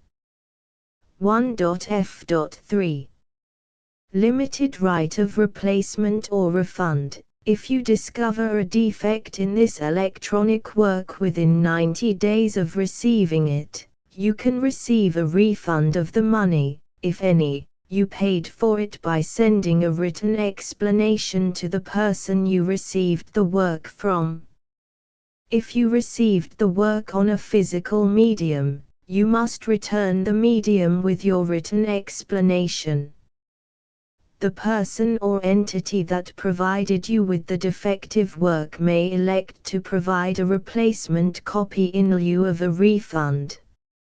If you received the work electronically, the person or entity providing it to you may choose to give you a second opportunity to receive the work electronically in lieu of a refund. If the second copy is also defective, you may demand a refund in writing without further opportunities to fix the problem. 1.f.4 Except for the limited right of replacement or refund set forth in paragraph 1.f.3, this work is provided to you as is, with no other warranties of any kind, express or implied, including but not limited to warranties of merchantability or fitness for any purpose. 1.f.5 Some states do not allow disclaimers of certain implied warranties or the exclusion or limitation of certain types of damages. If any disclaimer or limitation set forth in this agreement violates the law of the state applicable to this agreement, the agreement shall be interpreted to make the maximum disclaimer or limitation permitted by the applicable state law. The invalidity or unenforceability of any provision of this agreement shall not void the remaining provisions. 1.f.6 Indemnity. You agree to indemnify and hold the Foundation, the trademark owner, any agent or employee of the Foundation, anyone providing copies of Project Gutenberg trademark symbol electronic works in accordance with this agreement, and any volunteers associated with the production, promotion and distribution of Project Gutenberg trademark symbol electronic works, harmless from all liability, costs and expenses, including legal fees, that arise directly or indirectly from any of the following which you do or cause to occur. A. Distribution of this or any Project Gutenberg trademark symbol work. B. Alteration, modification, or additions or deletions to any Project Gutenberg trademark symbol work, and C. Any defect you cause. Section 2. Information about the mission of Project Gutenberg trademark symbol. Project Gutenberg trademark symbol is synonymous with the free distribution of electronic works in formats readable by the widest variety of computers, including obsolete, old, middle-aged and new computers. It exists because of the efforts of hundreds of volunteers and donations from people in all walks of life. Volunteers and financial support to provide volunteers with the assistance they need are critical to reaching Project Gutenberg trademark symbol's goals and ensuring that the Project Gutenberg trademark symbol collection will remain freely available for generations to come. In 2001, the Project Gutenberg Literary Archive Foundation was created to provide a secure and permanent future for Project Gutenberg trademark symbol and future generations. To learn more about the Project Gutenberg Literary Archive Foundation and how your efforts and donations can help, see sections 3 and 4 and the Foundation information page at www.gutenberg.org. Section 3. Information about the Project Gutenberg Literary Archive Foundation. The Project Gutenberg Literary Archive Foundation is a non-profit 501(c)(3) educational corporation organized under the laws of the state of Mississippi and granted tax-exempt status by the Internal Revenue Service. The Foundation's IN or Federal Tax Identification Number is 64-6221541. Contributions to the Project Gutenberg Literary Archive Foundation are tax-deductible to the full extent permitted by U.S. federal laws and your state's laws. The Foundation's business office is located at 809 North 1500 West, Salt Lake City, UT 84116. 801-596-1887. Email contact links and up-to-date contact information can be found at the Foundation's website and official page at www.gutenberg.org/contact. Section 4. Information about donations to the Project Gutenberg Literary Archive Foundation. Project Gutenberg trademark symbol depends upon and cannot survive without widespread public support and donations to carry out its mission of increasing the number of public domain and licensed works that can be freely distributed in machine-readable form accessible by the widest array of equipment, including outdated equipment. Many small donations, $1 to $5,000, are particularly important to maintaining tax-exempt status with the IRS. The Foundation is committed to complying with the laws regulating charities and charitable donations in all 50 states of the United States. Compliance requirements are not uniform and it takes a considerable effort, much paperwork and many fees to meet and keep up with these requirements. We do not solicit donations in locations where we have not received written confirmation of compliance. To send donations or determine the status of compliance for any particular state, visit www.gutenberg.org/donate. While we cannot and do not solicit contributions from states where we have not met the solicitation requirements, we know of no prohibition against accepting unsolicited donations from donors in such states who approach us with offers to donate. International donations are gratefully accepted, but we cannot make any statements concerning tax treatment of donations received from outside the United States. U.S. laws alone swamp our small staff. Please check the Project Gutenberg web pages for current donation methods and addresses. Donations are accepted in a number of other ways, including checks, online payments and credit card donations. To donate, please visit www.gutenberg.org/donate. Section 5. General information about Project Gutenberg Trademark Symbol Electronic Works. Professor Michael S. Hart was the originator of the Project Gutenberg trademark symbol concept of a library of electronic works that could be freely shared with anyone. For 40 years, he produced and distributed Project Gutenberg trademark symbol ebooks with only a loose network of volunteer support. Project Gutenberg trademark symbol ebooks are often created from several printed editions, all of which are confirmed as not protected by copyright in the US unless a copyright notice is included. Thus, we do not necessarily keep ebooks in compliance with any particular paper edition.